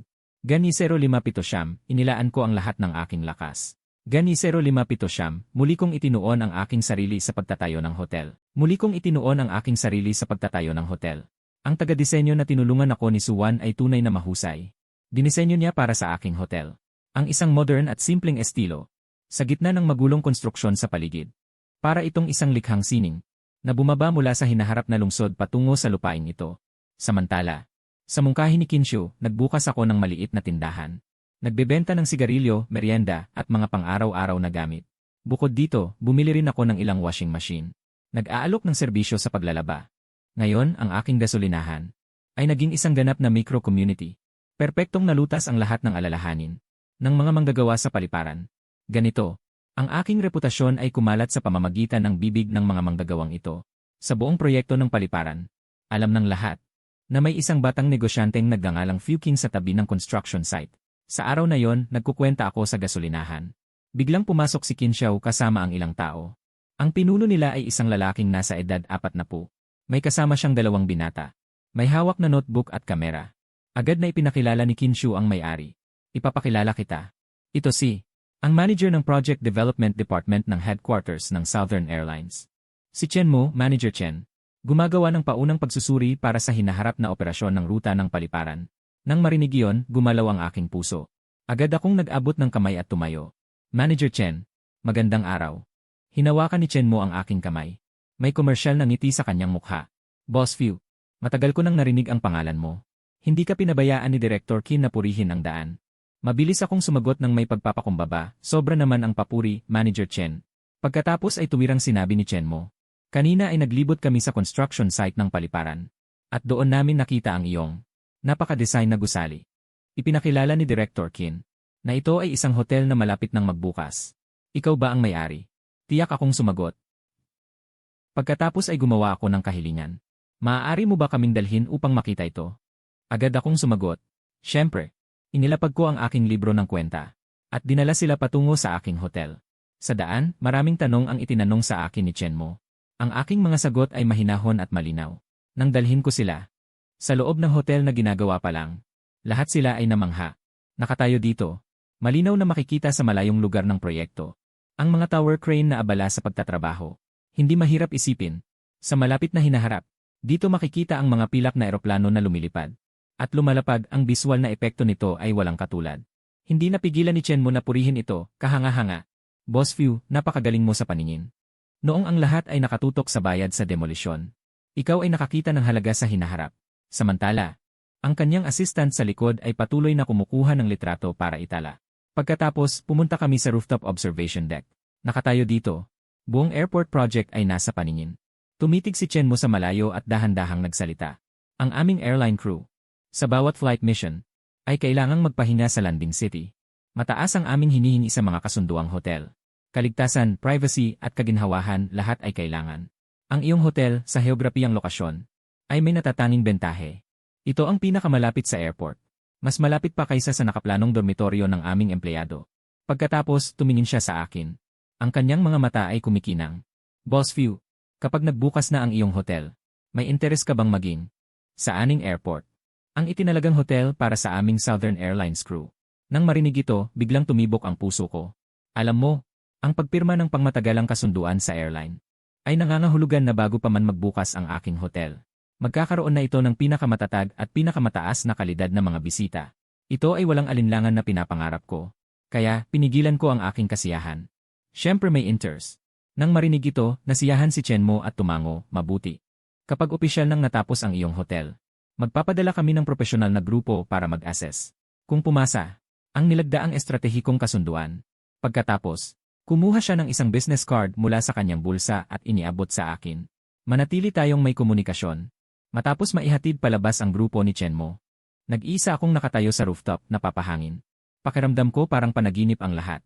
Habang naghahanda na akong bumaba, sa gilid ng aking paningin, nakita ko ang isang kotse na nakahinto sa dulo ng daang putik. Iyan ang kotse ni Zeng Daqian. Nakaupo siya sa loob, at may kasama siyang isang tao sa tabi. Sa oras na yon, tila itinuturo ni Zeng Daqian ang aking hotel sa kanya. May sinasabi ito, kaya mahinahon akong bumaba, at nagpadala ng mensahe kay Suwan. Tulungan mo akong siyasatin ang isang tao. Pagkatapos, ginamit ko ang aking telepono para i-zoom mula sa rooftop. Kumuha ako ng malabong silwetang larawan ng 2 lalaki. Dagdag ko, ang nakasuit na nakaupo sa tabi ni Zeng Daqian. Gusto ko lahat ng impormasyon tungkol sa kanya. Mas detalyado, mas mabuti. Mabilis na sumagot si Suwan, natanggap, may problema na Natanggap. May problema na. 123 ang tugon ko. 123, baka totoong problema na ito. Matapos ibaba ang telepono, lumakad ako papunta sa pinto ng construction site. Sinabi ko kay Tio Zhao, Tulungan mo ako sa isang bagay. Agad na sumagot si Tio Zhao, King. Ano yon? Ipinaliwanag ko. Tulungan mo ako. Magpapagawa ako ng isang karatula gamit ang pinakamagandang kahoy. Inukit ng mano-mano. Nagtanong si Tio Zhao nang may pagtataka, ano ang isusulat? Isulat ang 8 letra, mga bisitang hindi bumibili. Bawal pumasok. Napatingin si Tio Zhao sa 8 letra sandali. Pagkatapos ay ngumiti at sinabi, naunawaan ko Ito ay para magtakda ng mga patakaran para sa ilang tao. Pupunta ako sa pinakamahusay na karpintero sa bayan. Sisiguraduhin kong gagawin ito ng malinaw para sa iyo. Pagkalipas ng 3 araw, isang karatula na inukit mula sa isang buong piraso ng rosewood. Inilagay ko ito sa pinakakitaang bahagi ng pintuan ng aking hotel na ginagawa. At ang paglitaw ng karatulang ito, agad na nakatawag pansin sa lahat. Ang mga manggagawang kumakain sa gasolinahan. Sa bawat pagdaan ay napapatingin. At napapangiti ng may pagkakaintindihan. Malinaw na alam nilang ito ay para sa isang tao. Siyempre nakita rin ito ni Zheng Deqian. Alam niyang lubos. Ang hindi kumukonsumo ay tumutukoy sa kanya at sa kanyang dinalang panauhin. Ito ang pinakadirektang paraan para ipaalam sa kanila. Sa aking teritoryo. Hindi kayo malugod na pagmasdan. Nang gabing iyon, tumawag si Suwan. Nalaman ko na, King. Ang taong iyon ay si Jibo Chang, ang may-ari ng Huayu Capital sa lungsod. Ang espesyalidad niya ay maghanap ng mga proyektong may malaking potensyal. Ngunit may kahinaan o alitan. Sa kagagamitan ng lahat ng paraan upang mabili ng mura. Ibabalot at ibebenta para sa malaking kita. Sa mga nakaraang taon, maraming kumpanya ang nasalanta dahil sa kanya. Bawat salitang binigkas ni Suwan ay lalong nagpapabigat sa aking dibdib. Nagtanong ako ng may pag-aalinlangan. Paano siya napunta sa piling ni Zheng Deqian? Agad sumagot si Suwan. Sinuri ko ang rehistro ng negosyo. Isang kumpanya ng pamumuhunan sa ilalim ni Jibo Chang. Noong nakaraang buwan, nakipagsosyo sa nakababatang kapatid ni Zheng Deqian. Nagrehistro ng bagong kumpanya. Tinatawag na Aning Kanggang Limited. Patuloy na tanong ni Suwan. Ang rehistradong address ng kumpanya. Hulaan mo kung saan. Sa narinig ko, umugong ang aking isip. Sumagot ako. Dito sa aming lugar. Malamig ang boses ni Suwan. Tama. Iyan ang address ng iyong lupa. Lahat ay naging malinaw. Si Zheng Deqian ay hindi kailanman nagplanong payapain ako. Inilabas niya ako sa pulang linya. Upang mapanatili ang lupain ito. Alam niyang tataas ang halaga ng lupain ito sa hinaharap. Kaya pinagtulungan ng kanyang kapatid at si Jibo Chang. Gusto nilang maging kanila ang lupain ito. Nagtatayo ako ng hotel dito. Nakahadlang ako sa kanilang negosyo. Kaya ginagawa nila ang lahat para palayasin ako. Gawin kanila ang aking hotel. Ang mga pandarayang hindi mapapansin dati. Pampagana lang iyon. Ngayon, ang tunay na mandaragit ng kapital na si Jibo Chang ay personal nang nakikialam. Nag-aalala akong tinanong si Suwan. Ano ang gagawin nila? Sumagot si Suwan. Ang paraan ni Jibo Chang ay karaniwang may 3 hakbang. Una, siraan sa opinyon publiko. Para isipin ng lahat na ikaw ay problema. Para mag-alinlangan ang iyong mga kasosyo. Ikalawa, magsampa ng demanda. Emanda ka sa iba't ibang kasong walang batayan. Ubusing ang iyong oras at pera. Ikatlo, putulin ang iyong pinagkukunan. Atakihin ang iyong pondo at koponan. Para gumuho ka mula sa loob. Kapag sapat ka ng pinahirapan, magpapakita siya na parang tagapagligtas. Mag-aalok sa iyo ng presyong hindi mo matatanggihan. Napakababang halaga na nakakainsulto. Bibilhin lahat ng sayo. Nakinig ako sa pagsusuri ni Suwan. Tumahimik ako ng matagal. Pagkatapos, dahan-dahan akong nagsalita. Naiintindihan ko na. Dahil gusto niyang maglaro. Sasabayan ko siya hanggang dulo. Nag-aalala si Suwan nang marinig iyon. King. Sinabi ko kay Suwan. Suwan, patuloy mo akong subaybayan si Jibo Chang at ang bagong kumpanyang iyon. Lahat ng daloy ng pera at galaw. Gusto kong malaman ang bawat hakbang ng kanyang plano. At saka, sa China Southern, gagawin ko ang lahat para mapabilis ang partnership. Kailangan ko ng malakas na opisyal na kakampi. Para maging sandigan ko. At saka, ang aking hotel ay dapat matapos at magbukas ng mabilis hanggat maaari. Basta magsimula akong magkaroon ng kita. Kaya ko siyang makasabayan. Isang hininga kong sinabi ang aking plano. Si Suwan ay napabuntong hininga ng malalim matapos marinig. King, tunay kang lumaki na. Tinitigan ko ang karatula sa labas ng bintana na nagsasabing bawal pumasok. Napilitan lang ako. Ang mundong ito ay hindi naniniwala sa luha. Kung gusto mong mabuhay, maging mas matapang na mandirigma. Ang pag-atake ni Jibo Chang ay mas mabilis kaysa inaasahan ko. At mas matindi rin. Sa isang gabi. Halimbawa, sa mga lokal na forum ng Aning Town. At sa mga public account ng ilang self-media sa lungsod. Ang mga pamagat ay nakakagulat. Ang kanser sa iligal na gusali sa tabi ng paliparan. Sino ang nagbigay sa kanya ng pribilehiyong baliwalain ang plano? Saan nagmula ang malaking pera ng isang kabataang lalaki na 500,000? Saan nagmula ang malaking pera ng isang kabataang lalaki na 500,000? Pagbubunyag ng misteryo ng kapital sa likod ng Cloud Hotel. Alarma sa kaligtasan, para saan ang kaligtasan?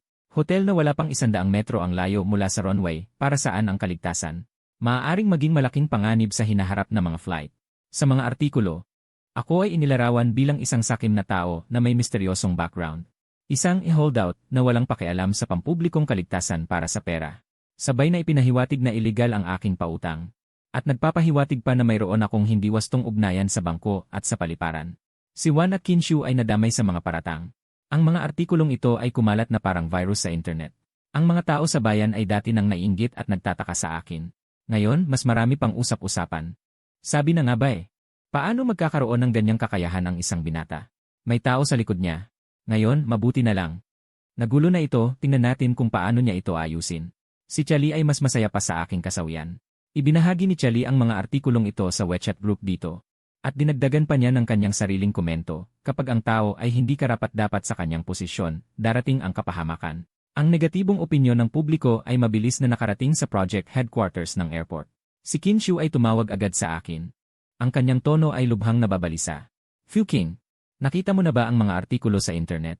Ang mga leader ng headquarters ay sineseryoso ito. Malaki ang presyon. Fu King, nakita mo na ba ang mga artikulong iyon sa internet? Pinapahalagahan ng mga pinuno ng command center. Malaki ang presyon. Mahinahon kong sinagot. Nakita ko na. Director Kin. Huwag kang mag-alala. Ako na ang bahala dito. Ang malinis ay mananatiling malinis. Ibinalik ko ang telepono. Bago pa ako makahinga ng maluwag. Si Tio Zhao ay muling lumapit sa akin na may galit. Aking, sobra na ang pang-aapi. Nagtanong ako sa kanya ng may pagtataka. Ano ang nangyari, Tio Zhao? Pagkatapos ay galit na sinabi ni Tio Zhao. Kanina, isang kumpanya mula sa lungsod na tinatawag na Hongfa Construction. Nagpadala ng mga tao sa aming construction site. Partikular na pinangalanan ang master na manggagawa na nasa ilalim ko. Doble ang sweldo. At kailangan ding magbayad ng IAS, PhilHealth at pag-ibig. May ilang kabataan. Naakit na sila. Biglang bumigat ang aking puso. Nahanap ko ang ilang kabataang manggagawa na naakit. Hindi ko sila pinagalitan. Mahinahon ko lang silang tiningnan at sinabi, ang tao ay umaakyat sa mas mataas na lugar. Naiintindihan ko. Kung gusto ninyong umalis, hindi ko kayo pipigilan. Sa hinaharap, ang mga pinto ng Cloud Hotel ay hindi kailanman magbubukas para sa inyo. Pagkasabi ko, tumalikod ako at umalis. Ang ilang kabataan ay nakatayo roon na nagkatinginan. Sa huli, walang umalis. Maaaring hindi sila ang pinakamakatao. Ngunit hindi sila hangal. Nakikita nila kung sino ang talagang nagtataguyod ng negosyo. At kung sino ang pumunta lamang upang manggulo.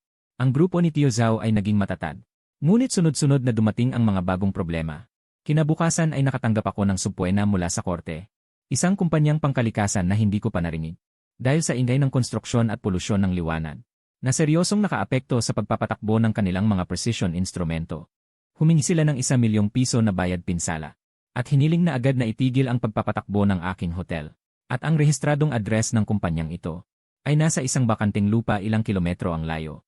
Na wala kahit anino ng tao. Ito ay isang lantarang malisyosong demanda. Ang layunin ay upang antalahin ako. Nauubos ang pera ko. Sa wala, kailangan kong gumastos para kumuha ng abogado at maghanda sa paglilitis. Ang aking pondo ay sadyang kulang na. Ngayon, may dagdag pang malaking gastos. Araw-araw, 3 hanggang 4 na oras lang ang aking tulog. Sa araw, kailangan kong asikasuhin ang mga bagay sa konstruksyon. Pakalmahin ang mga manggagawa. Makipagpulong sa abogado. Sa gabi, kailangan kong personal na magmaneho papuntang lungsod para mamili ng paninda. Pagbalik, kailangan ko ring bantayan ang negosyo ng gasolinahan. Ang matinding presyon ay halos sumakal sa akin. Sa unang pagkakataon, nag-alinlangan ako sa sarili ko. Ang aking kalaban ay isang may malaking kapital at propesyonal na koponan na higanteng pinansyal. Samantalang ako ay may maliit na koponan at isang pusong matapang. Sa sandaling iyon, tumawag si Suwan. King, huwag kang matakot. Alam ko na ang lahat. Ang 3 taktika ni Ji Bozhang ay ang kanyang mga paboritong paraan. Maraming tao ang bumagsak dito. Ngunit hindi ikaw. Pumunta ka ngayon sa labas ng gasolinahan at tingnan. Nang marinig ko, pinunasan ko ang aking luha.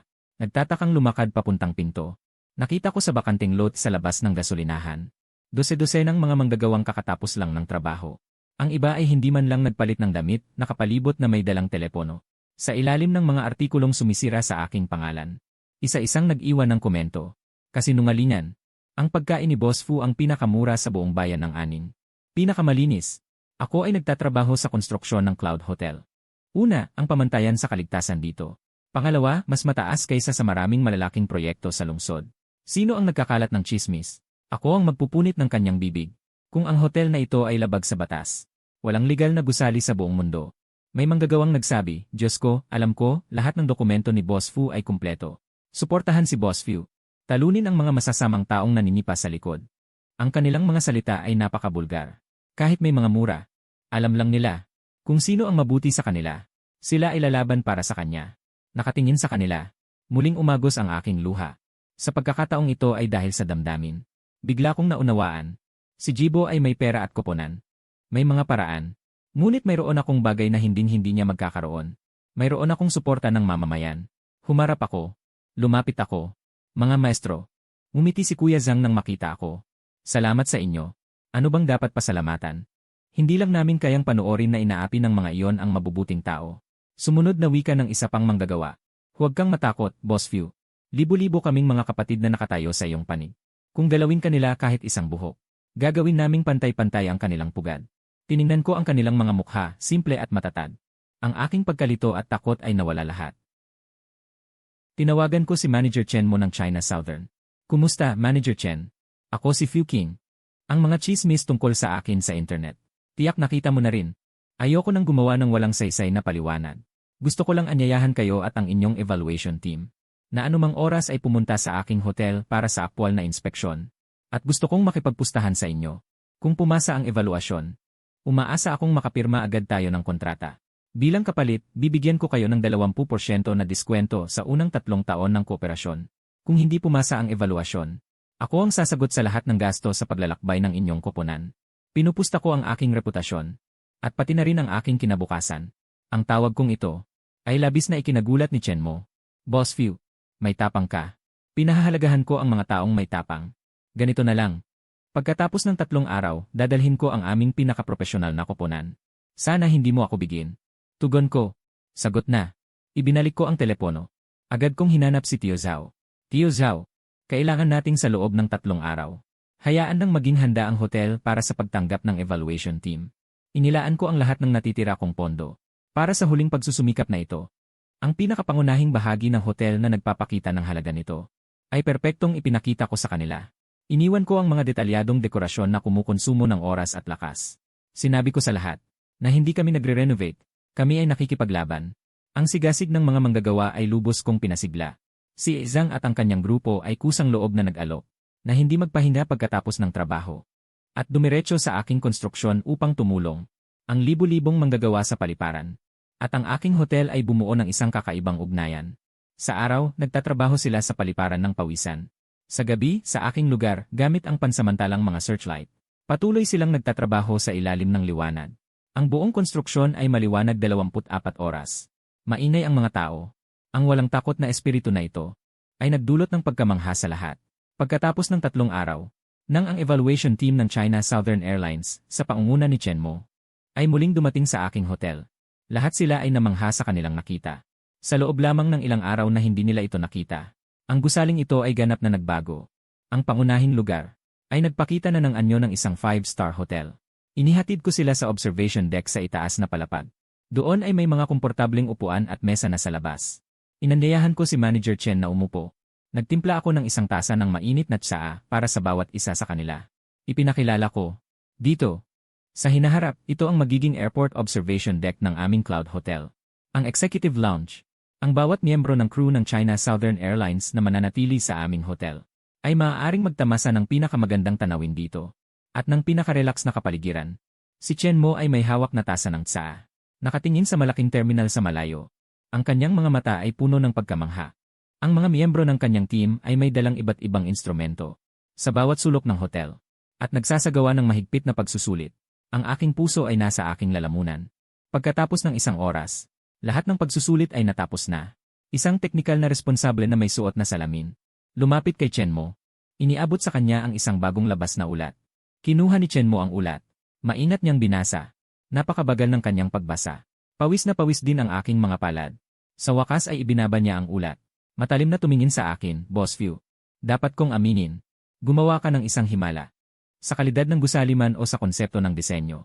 Ang iyong hotel ay lumampas sa aming inaasahan. Lalo na ang soundproofing. Ang ingay sa loob ay kontrolado sa 40 decibel. Ito ay napakahusay. Nang marinig iyon, sa wakas ay bumalik sa kalmado ang aking puso. Para sa soundproofing na ito, isinantabi namin ang mga masusing dekorasyon na nakakaubos ng oras at lakas. Ngayong tila, lahat ng ito ay sulit. Pagkatapos ay biglang nagbago ang tono ni Chenmo. Ngunit ang iyong hotel ay kalahati lamang ang natapos. Maraming mga kasamang pasilidad ang hindi pa ganap. Ito ay hindi na ayon sa aming pangako ng kooperasyon. Humina ako ng malalim. Handa nang sabihin ang aking backup na plano. Ngunit ngumiti si Chenmo. Ngunit personal kong pinaniniwalaan ang iyong kinabukasan. Kaya nagpa siya akong makipagsapalaran sa iyo. Pagkasabi niya, kumuha siya ng 2 dokumento mula sa kanyang briefcase. Isa ay ang letter of intent para sa hotel partnership. Ang isa pa ay isang pribadong angel investment agreement. Maaari muna naming pirmahan. Ito ay kumakatawan sa opisyal na posisyon ng China Southern Airlines. Makatutulong ito sa iyo na labanan ang maraming panlabas na pressure. Pagkasabi niya, itinulak niya ang pangalawang dokumento sa harap ko. Tungkol naman sa investment agreement na ito ay personal ko sa pangalan ng aking asawa. Namumuhunan sa iyong hotel. 1 milyon. Ginagamit upang tulungan kang malampasan ang kasalukuyang pagsubok. Upang ganap na maayos ang hotel. Hindi ko gusto ang iyong mga bahagi. Isipin mo na lang na pinautang ko sa iyo. Kapag kumita na ang iyong hotel, saka mo lang bayaran kasama ang interes. Hindi ko inasam sa aking mga panaginip. Nasusuportahan niya ako sa ganitong paraan. Nanginginig na tanong, bakit? Uminom si Chenmo ng tsa. Malayo ang kanyang tingin. Sabi dahil sa nakikita ko sa iyo. Ang anino ng aking kabataan. Wala kang anuman. Ngunit handang makipagdigma sa buong mundo. Hindi na marami ang ganyang kabataan. Ayokong makita ang iyong mga pangarap. Napatayin sa duyan ng maruruming kapital. Uminit ang aking mga mata. Tumayo ako at yumuko ng malalim sa kanya. Sabi ko, Manager Chen. Salamat sa iyo. Ako si Fu King ay nanunumpa rito. Hindi ko sasayangin ang iyong tiwala. Noong hapong iyon, sa bubong ng aking hindi pa tapos na hotel, pinirmahan ko ang kontratang nagkakahalaga ng ₱1,000,000. Sa sandaling ilapag ko ang aking panulat, nakatanggap ako ng mensahe mula kay Suwan. Yiw!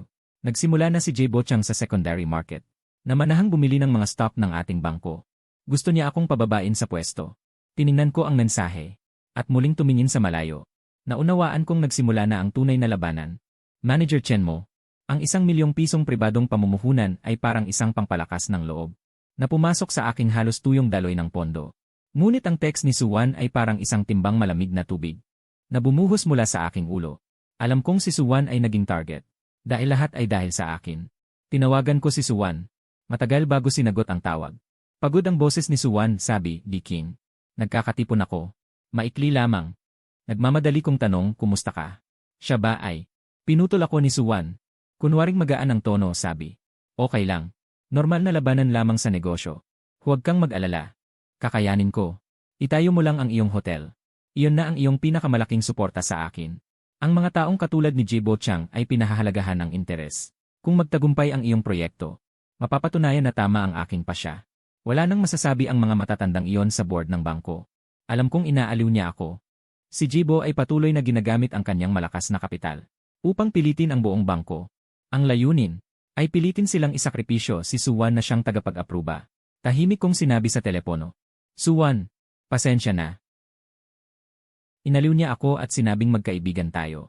Ang pagtulong ko sa iyo ay hindi pamumuhunan, kundi tiwala. Huwag masyadong mag-isip. Sundin mo ang iyong plano. Tandaan.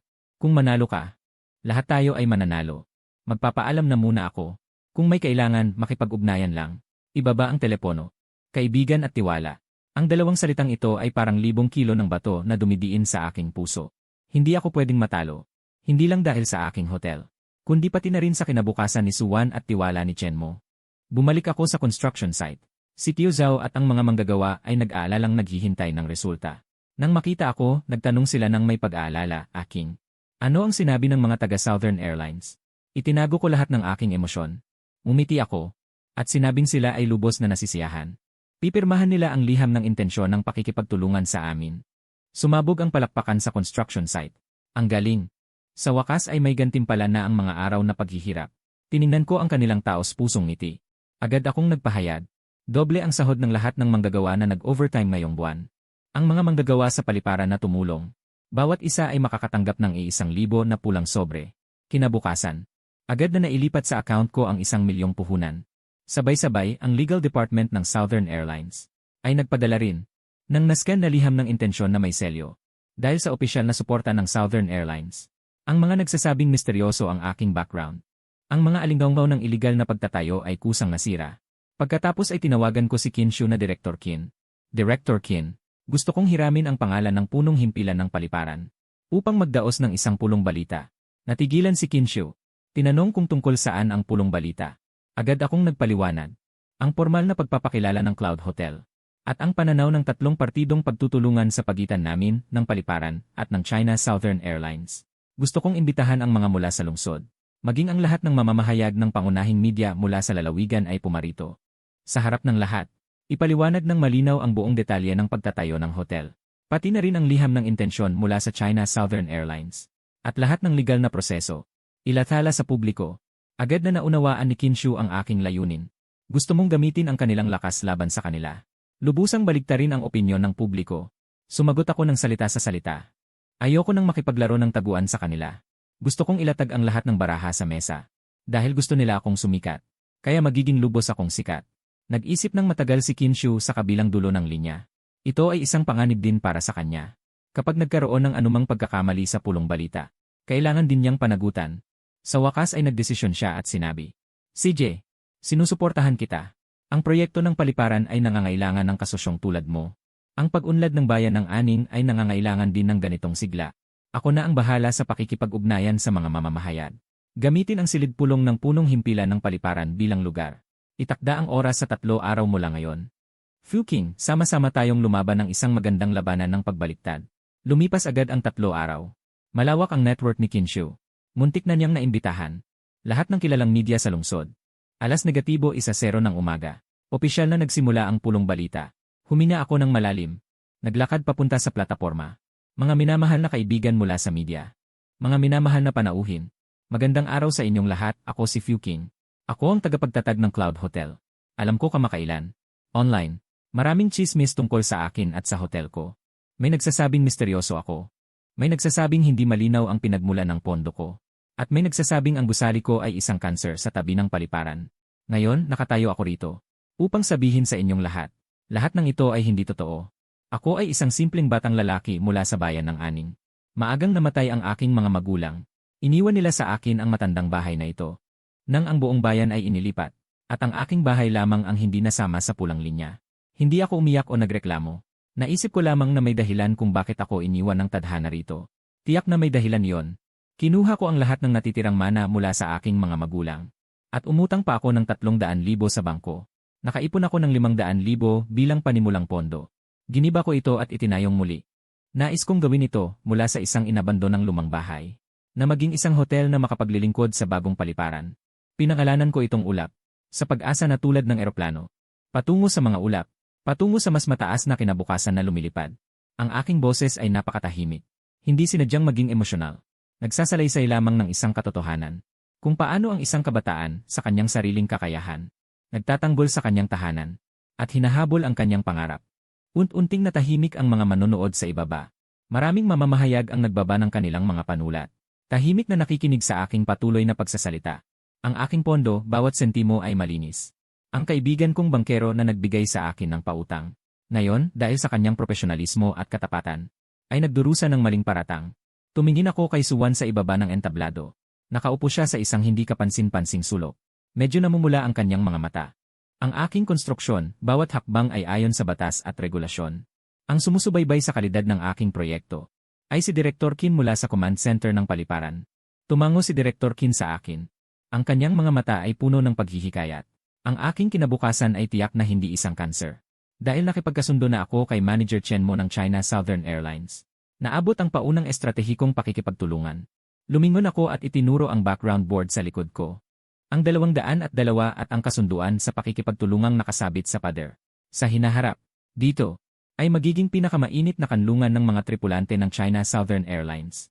Pagkatapos kong sabihin ito, agad na nagkaroon ng kaguluhan sa buong palapag. Ang opisyal na pakikipagtulungan ng China Southern Airlines. Ito talaga ang pinakamabigat na balita ngayong araw. Lahat ng pagdududa sa harap ng dokumentong ito ay nagiging walang saysay. Itinuro ko sina Tio Zhao at Tie Zhang sa unang hanay. Tapat silang sumagot. Wala akong misteryosong background. Tanging pusong nais gumawa ng mabuti para sa aking bayan. Ang sumusuporta sa akin ay ang lupaing ito na aking minamahal na nasa likod ko. Ay ang iba't ibang antas ng mga pinuno na sumusuporta sa akin. Ay ang mga kasosyong nagtitiwala sa akin. Ay ang mga kasamahang manggagawa na kasama kong nagpapawis at nagdurugo.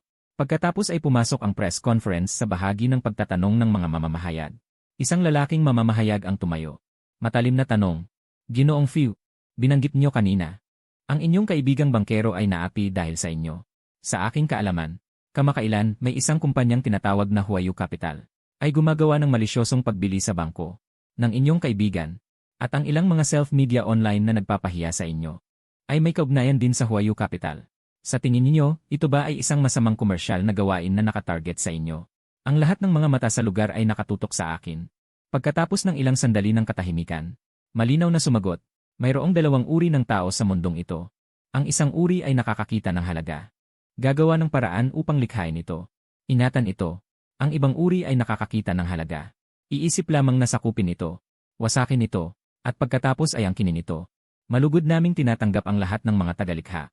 Ngunit sa mga sakim na manloloob, lagi naming isasara ang pinto. Isasara ang malaking pinto. Naniniwala ako. Sa ilalim ng araw, lahat ng mga pakana at daya ay malalantad sa huli. Pagkasabi ko ng aking mga salita, pumalakpak ng malakas ang buong paligid. Nang hapong iyon, ang balita tungkol sa Cloud Hotel ay lumabas sa mga pangunahing pahina ng lahat ng media sa lungsod.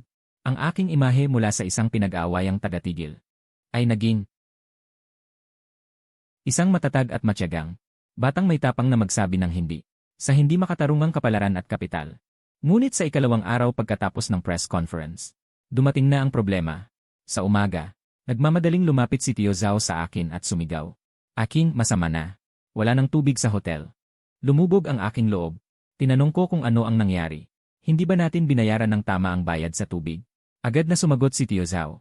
Binayaran na. Ngunit sinabi ng waterworks ng bayan na ang pangunahing tubo sa aming lugar ay kailangang ayusin ng 1 linggo. Ito ang pinakapangkaraniwang maruming paraan ng mga lokal na bully. Kung walang tubig, ang huling gawain sa pagpapaayos ng hotel ay kailangang itigil lahat. Mas malala pa, hindi rin makapag-operasyon ang gasolinahan ng maayos. Agad kong naisip si Beast. Ngunit bago ko pa siya matawagan, isang hindi inaasahang tao ang dumating sa akin. Nagpakilala siya. Ako si Wang Weigo, dating chairman ng Hongtu Group. Pamilyar sa akin ang pangalan ng Hongtu Group. Parang isang kilalang lokal na kumpanya ng real estate sa lungsod. Ngunit narinig ko ilang taon na ang nakalipas na dahil sa naputol na daloy ng pondo. Bigla itong nagbangkarote sa isang gabi. Ang kanyang mga mata ay komplikado. Ngayon pumunta ako para sabihin sa iyo ang isang bagay. Ang may-ari ng kapital na huwalin na nagtulak sa iyo sa sulok, si Jay Bochang, ay ang taong gumamit ng parehong paraan para sirain ako. Agad kong napagtanto. Ang taong ito sa harap ko ay hindi kaaway. Siya ang aking likas na kakampi. Nagtanong ako ng may pag-usisa, Chairman Wang. Ano ba talaga ang nangyari? Si Wang Weigo ay agad na nahulog sa masakit na alaala. Nagsimula akong mag-develop ng isang malaking komersyal na complex.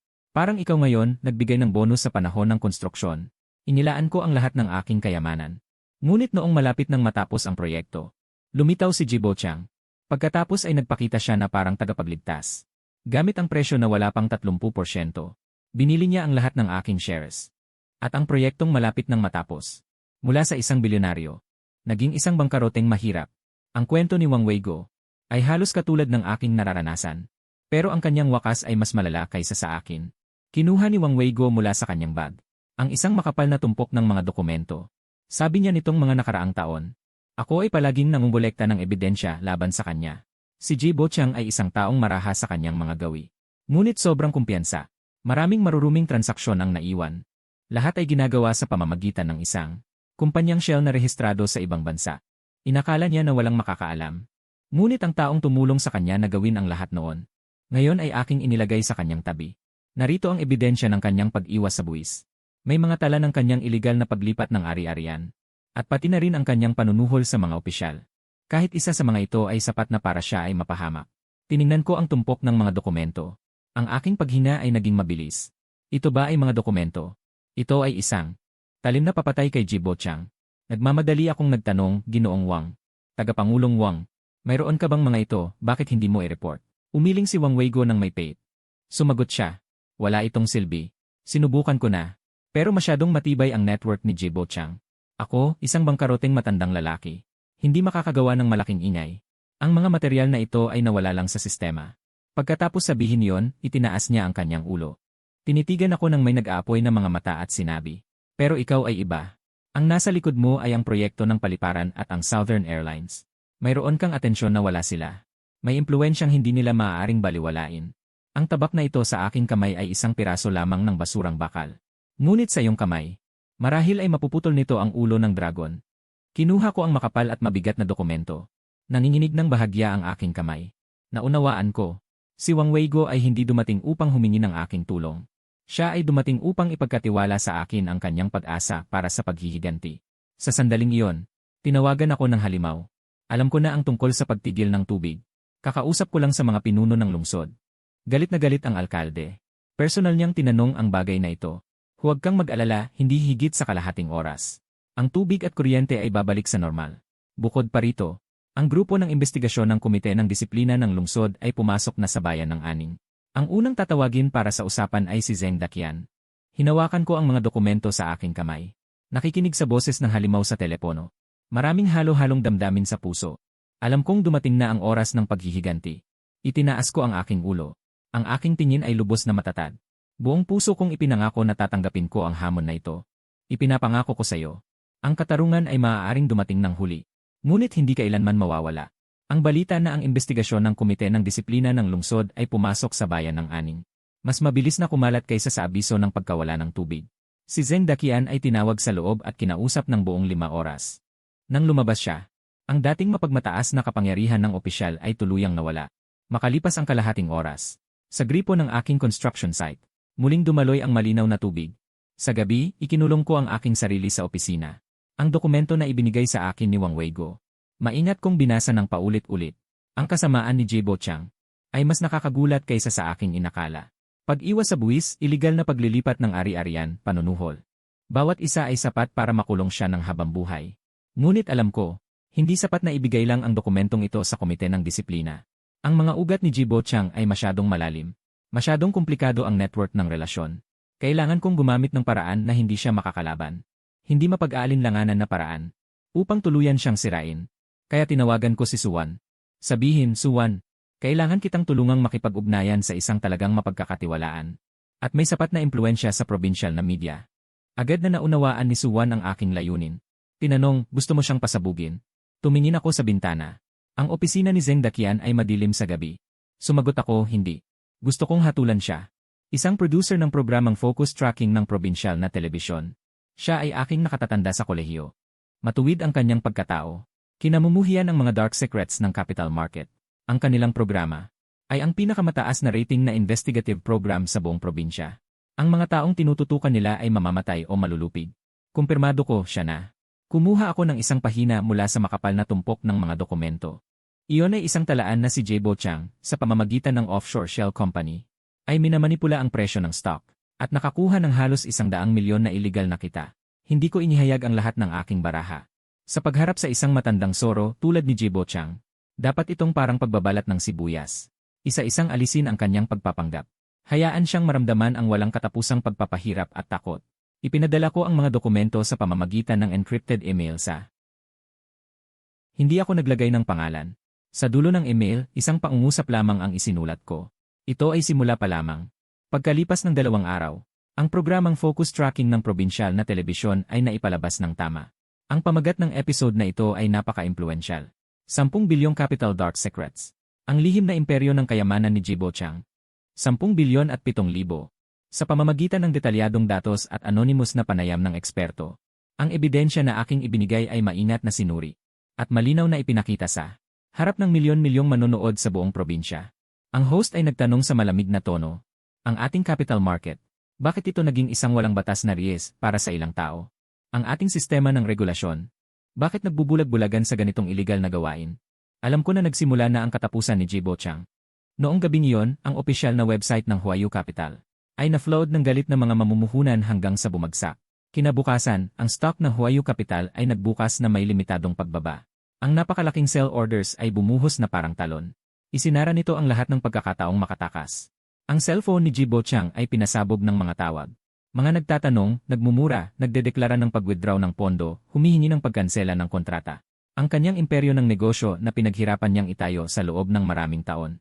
Pagkatapos ng isang maikling weekend, ay nagsimulang magpakita ng mga palatandaan ng pagbagsak. At ang huling dayami na pumutol sa likod ng kamelyo, ay nagmula sa 6 taon. Si Zeng Dakian, sa ikatlong araw ng kanyang isolation at investigasyon. Sa wakas ay hindi na nakayanan ang pressure. At isinumbong si Jibo Chang. Kasama na kung paano siya nakipagsabuatan kay Jibo Chang.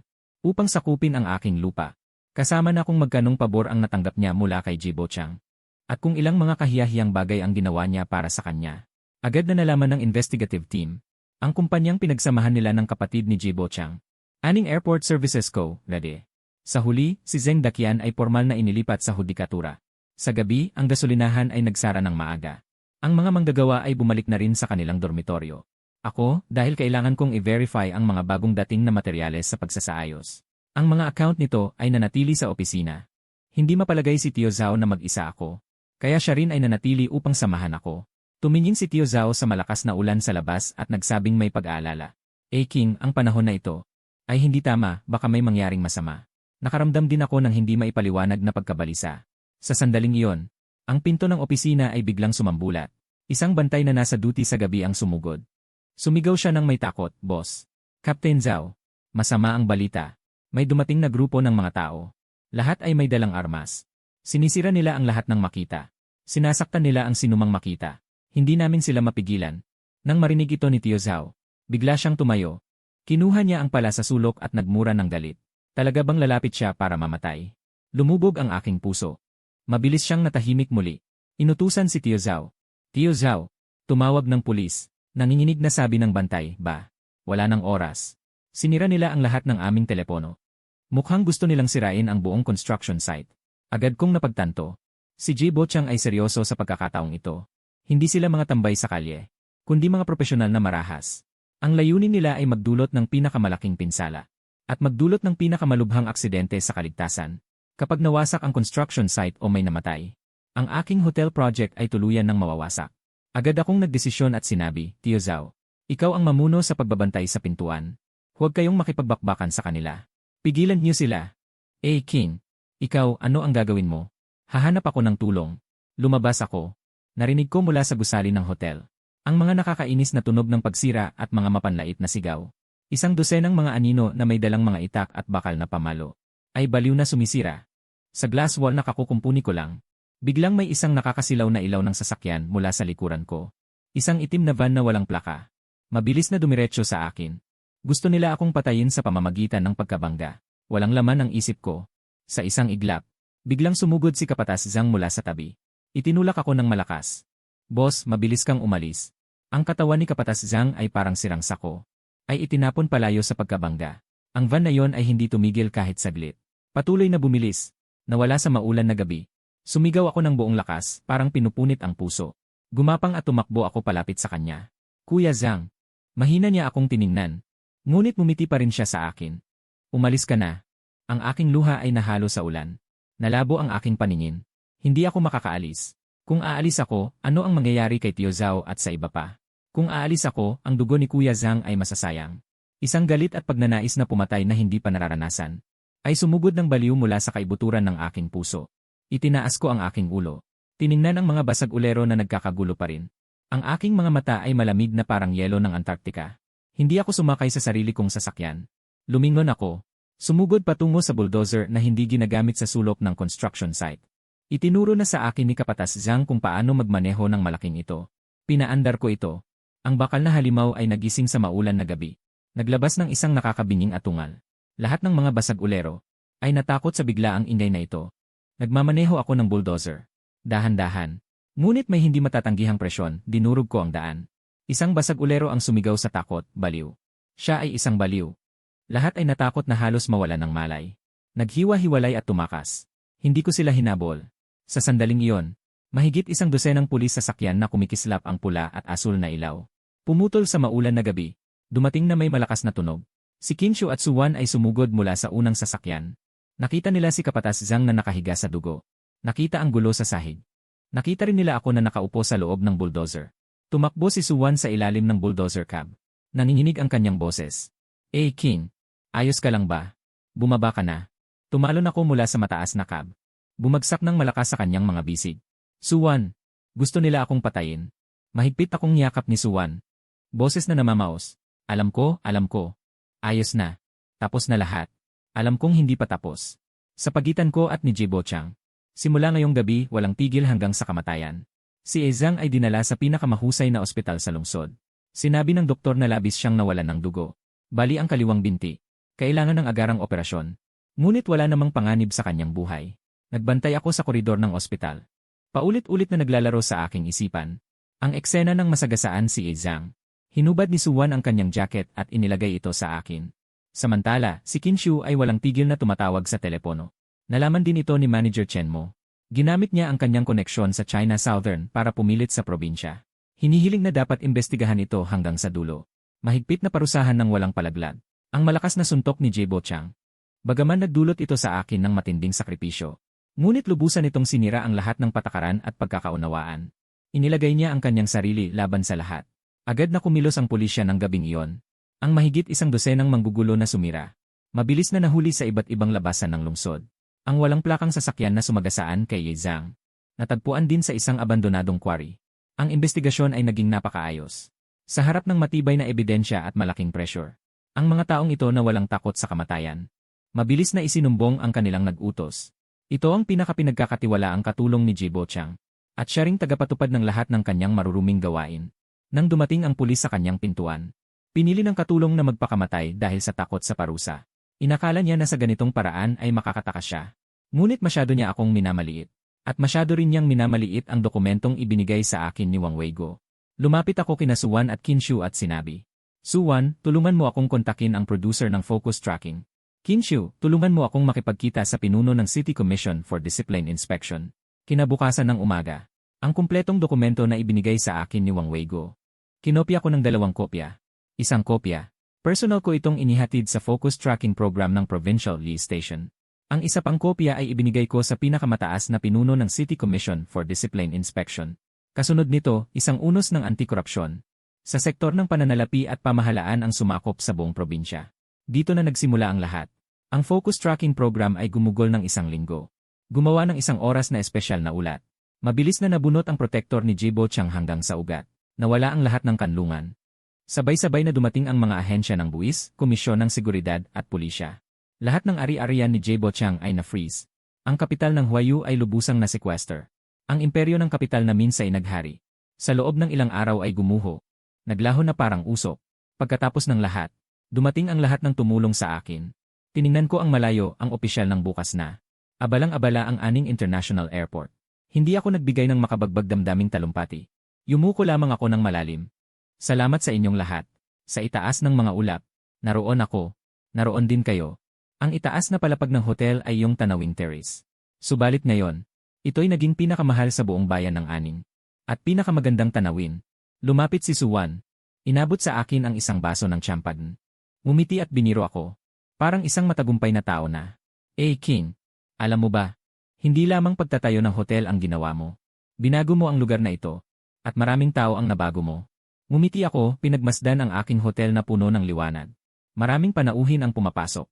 Alam kong ang inaamang ulila. Sa wakas ay natagpuan ang kanyang tahanan. Ang kahalili ng direktor ng paliparan ay isang nasa gitnang edad na opisyal na ibinaba mula sa lungsod. Nagngangalang Zhao Fuming. Bilang kinatawan ng mga batang negosyante, dumalo ako sa seminar ng plano sa hinaharap ng bayan ng Aning. Buong umaga ang pagpupulong. Si Zhao Fuming ay di nag-atubiling purihin ako sa pulong. Ang Cloud Hotel ni Few ay nagbigay sa atin ng magandang simula.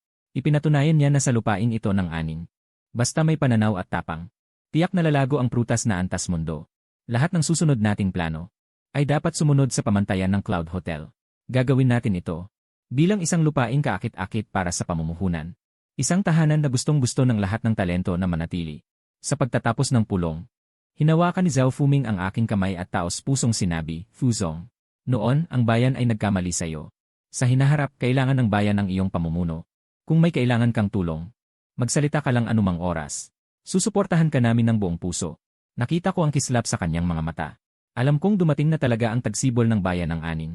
Ang negosyo ng hotel ay patuloy na umuunlad. Maliban sa China Southern Airlines, Ang mga crew ng iba pang airline ay nagsimula ring pumunta dahil sa reputasyon. Naghahanap ng pakikipagtulungan. Iba't ibang business meeting. Ang mga industry forum ay pumipili rin na idaos sa aking hotel. Magpulong sa cloud. Ang pagpupulong sa cloud, paglulunsad, ere, ay naging bagong uso sa negosyo ng lungsod. At ang gasolinang aking itinayo ay hindi nakalimutan. In-upgrade at binago ko ito. Naging isang semi-open na food court. Ito ay nananatiling abot kaya ang presyo. At ang diwa ng mamamayan. Naging paboritong lugar para sa airport ground crew at mga residente sa paligid. Paboritong lugar para sa merienda sa gabi. Tio Zhao ay formal kong inupahan bilang direktor ng engineering department ng hotel. Responsable sa pagpapanatili at pamamahala ng lahat ng pasilidad. Sila ay naging mga technical backbone sa bawat posisyon. Bawat isa sa kanila ay nagsuot ng bagong uniforme. Naging regular na empleyado ng isang 5-star hotel. Dumating din si Wang Weigo upang makita ako. Pagkakita sa akin, yumuko siya ng malalim. Fuzong, salamat sa iyo. Ikaw ang nagbigay sa akin ng pangalawang pagkakataon. Agad ko siyang itinaas, Tio Wang. Masyado kayong nagpapakumbaba. Ginawa ko lang ang aking dapat gawin. Ang kutsilyong ibinigay ninyo sa akin. Ang nagbigay sa akin ng pagkakataon na putulin ang kadiliman. Sinabi niya sa akin. Plano niyang gamitin ang perang binalik. Magtatag ng isang legal aid fund. Para tulungan ang mga katulad namin niya. Mga negosyanteng inapi ng kapital. Tinapik niya ang aking balikat. At sinabing may kasiyahan, hindi ko na sila kayang labanan. Ngunit sa susunod, ang mundong ito ay sa inyo rin sa huli.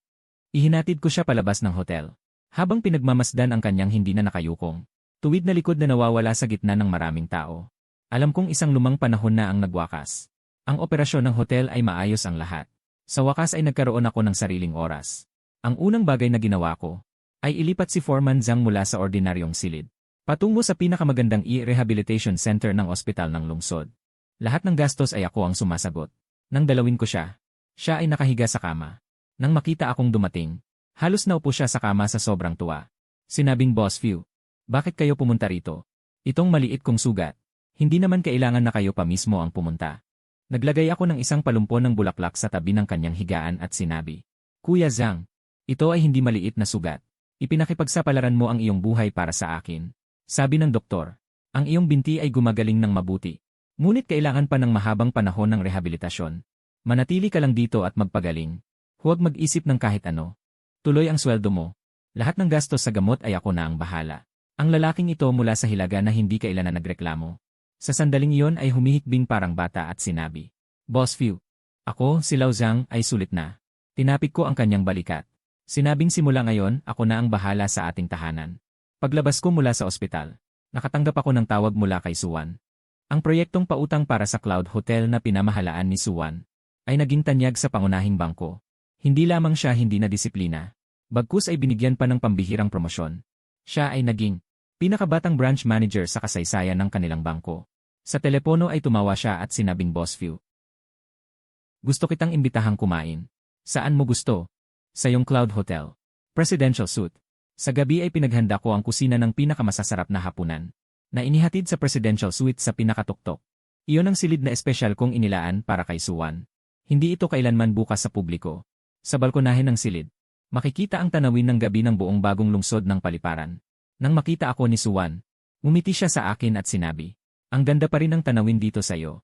Umiti ako at sinabi, syempre dahil sa lugar ko ito, hindi namin pinag-usapan ang trabaho. Hindi rin namin pinag-usapan ang mga nakakabahalang nakaraan. Para lang kaming dalawang matandang magkaibigan na matagal nang hindi nagkita. Umiinom ng tsaa at nag-uusap tungkol sa mga bagay na walang kabuluhan. Bigla siyang tumingin sa akin ng seryoso at sinabing Yiking, naalala mo ba? Noong nagpasya kang magtayo ng hotel. Sinabi ko sa'yo, kapag nagbukas ka na, ibigay mo sa akin ang isang panghabang buhay na libreng presidential suite. Nang marinig ko iyon tumango ako. Ngayon tinutupad ko na ang pangako. Ngumiti si Suwan ng may pag-uyam. Sinabing sa totoo lang nagbibiro lang ako noon. Noong mga panahong iyon inakala kong baliw ka. Magbukas ng hotel na may 500,000. Sa mga guho na pinag-alisan ng lahat. Talagang hindi ako naniniwala na magtatagumpay ka. Tinulungan kita. Dahil lang ayaw kong makita kang masyadong matalo. Handa pa nga ako. Na tumulong sa iyo na pasanin ang ilang bahagi ng pagkawala. Tahimik akong nakinig. Hindi nagsalita. Nagpatuloy siya ginawa mong totoo ang isang panaginip na imposibleng matupad. Naging realidad. Mas mahusay ka kaysa sa inakala ko. Tumayo siya. Lumapit sa akin kaya. Ngayon gusto kong baguhin ang aking kahilingan. Hindi ko na gusto ang iyong presidential suite. Itinaas ko ang aking ulo. Tumingin sa kanyang mukha na napakalapit. Medyo bumilis ang tibok ng puso ko. Ano ang gusto mo? Hindi siya sumagot. Dahan-dahan lang siyang nagbigay sa akin ng halik. Pagkatapos ay niyakap niya ako. Ang boses niya ay may pagkaos at panginginig na nagsabing, Yiking. Gusto kita. Ikaw ang gusto ko ang pagkatao mo. Ang aking mga luha ay muling biglang umagos ng walang dahilan. Ngumiti ako at mariin tumango at sinabi, CJ, noong gabing iyon, marami kaming napag-usapan tungkol sa mga plano para sa hinaharap. Dumating na ang oras para sa aning International Airport. Ikalawang anibersaryo ng pagbubukas nito. At ito rin ang araw ng pagdiriwang ng ikalawang anibersaryo ng Cloud Hotel. Mga kilalang tao sa negosyo, mga opisyal ng gobyerno at iba pang pinuno ay nagtipon-tipon. Suot ko ang isang pasadyang itim na suit. Hawak ang kamay ni Suwan. Nakatayo ako sa pintuan ng banquet hall. Sinasalubong ang bawat panauhing dumating. Si Suwan ay formal nang nagbitiw sa bangko. Naging CEO ng Cloud Group. Siya ang tumutulong sa akin sa lahat ng masalimuot na gawaing pangnegosyo. Upang mas makapag-focus ako sa estratehikong pag-unlad ng grupo. Dumating din si Kim Chiu. Siya ngayon ay direktor ng Management Committee ng Airport New City. Naging tunay na pinuno ng bagong lungsod na ito. Nakita niya akong ngumingiti. President Fu, ikaw ngayon ang aming pinakamalaking Diyos ng yaman sa bagong lungsod. Si Chen Mo ay nagmula rin sa Guangzhou para sa okasyong ito. Siya na ngayon ang vice-presidente ng Southern Airlines. Nang makita niya ako, binigyan niya ako ng masiglang yakap. Fu King, ang pinakamatagumpay na pamumuhunan na ginawa ko sa buhay ko, ay 2 taon na ang nakalipas sa rooftop na yon. Ang 1 milyon na ibinigay ko sa iyo. Si Tio Zhao at si E Zhang ay nakatayo rin sa likod ko. Ang isa ay direktor ng Engineering Department. Ang isa ay direktor ng Security Department. Pagkatapos magsimula ng banquet. Bilang host, umakyat ako sa plataporma. 2 taon na ang nakalipas. Nakatayo ako rito. Ang aking mga paa ay nasa isang lugar na wasak. Akala ko ako ay itinapon na ng buong mundo. Ngunit ngayon, nakatayo ako rito. Ang aking mga paa ay nasa pinakamaunlad na puso ng buong Airport New City. Ang nais kong sabihin ay, ang nagpapasya sa ating halaga, ay hindi kung saan tayo iginuhit sa labas ng linya, kundi kung saan tayo pumipili, na muling iguhit ang ating sariling panimulang linya. Kapag itinapon ka ng mundo, maaari mong piliing mabawi ang mundo. Maikli lamang ang aking talumpati. Ngunit nakuha ko ang pinakamainit na palakpakan ng buong madla. Hindi pa tapos ang piging. Hinawakan ko ang kamay ni Suwan. At palihim kaming lumabas. Nagpalit kami ng simpleng damit. Para kaming 2 ordinaryong magkasintahan na naglalakad sa parke. May mga batang naglalaro at nagtatawanan sa parke. May mga matatandang naglalakad at nag-ehersisyo. May nakita akong pamilyar na anyo, si Charlie. Kasama niya ang kanyang apo na naglalaro sa slide. Nakita rin niya ako. Medyo nahihiya at hindi komportable ang kanyang ekspresyon. Ikaw, ngayon talaga namang malaking boss ka na. Dati madaldal ako. Huwag mo nang isaisip. Umiling ako ng walang pakialam. Tapos na ang lahat. Noon, tumakbo palapit ang kanyang apo. At tumingin sa akin ng may pag-usisa. Agad na nagsabi si Charlie. Ito ang ipinagmamalaki ng ating bagong bayan. Siya ang pangalawang pinuno ng Cloud Hotel. Kapag lumaki ka, dapat maging kasing tagumpay ka ni Tio Fu. Umiti ako. Kumuha ako ng candy mula sa bulsa. At ibinigay sa bata. Nagpatuloy kami sa paglalakad. Nakarating kami sa dating lugar ng aming lumang bahay. Ngayon, bahagi na ito ng hotel. Isang magandang hardin sa labas. Magkayakap kaming nakaupo ni Suwan sa bench ng hardin. Sa malayo, isang malaking eroplanong pampasahero ang dahan-dahang lumalapag sa runway. Ang mga ilaw ay parang bulalakaw na dumadaan sa kalangitan. Biglang nagtanong si Suwan, King, nagsisi ka ba? Habang pinapanood ang eroplanong ligtas na lumalapag. Habang pinapanood ang mga ilaw ng maraming tahanan sa malayo. Habang pinapanood ang minamahal sa tabi ko. Mahina kong sinabi, hindi ako kailanman nagsisi.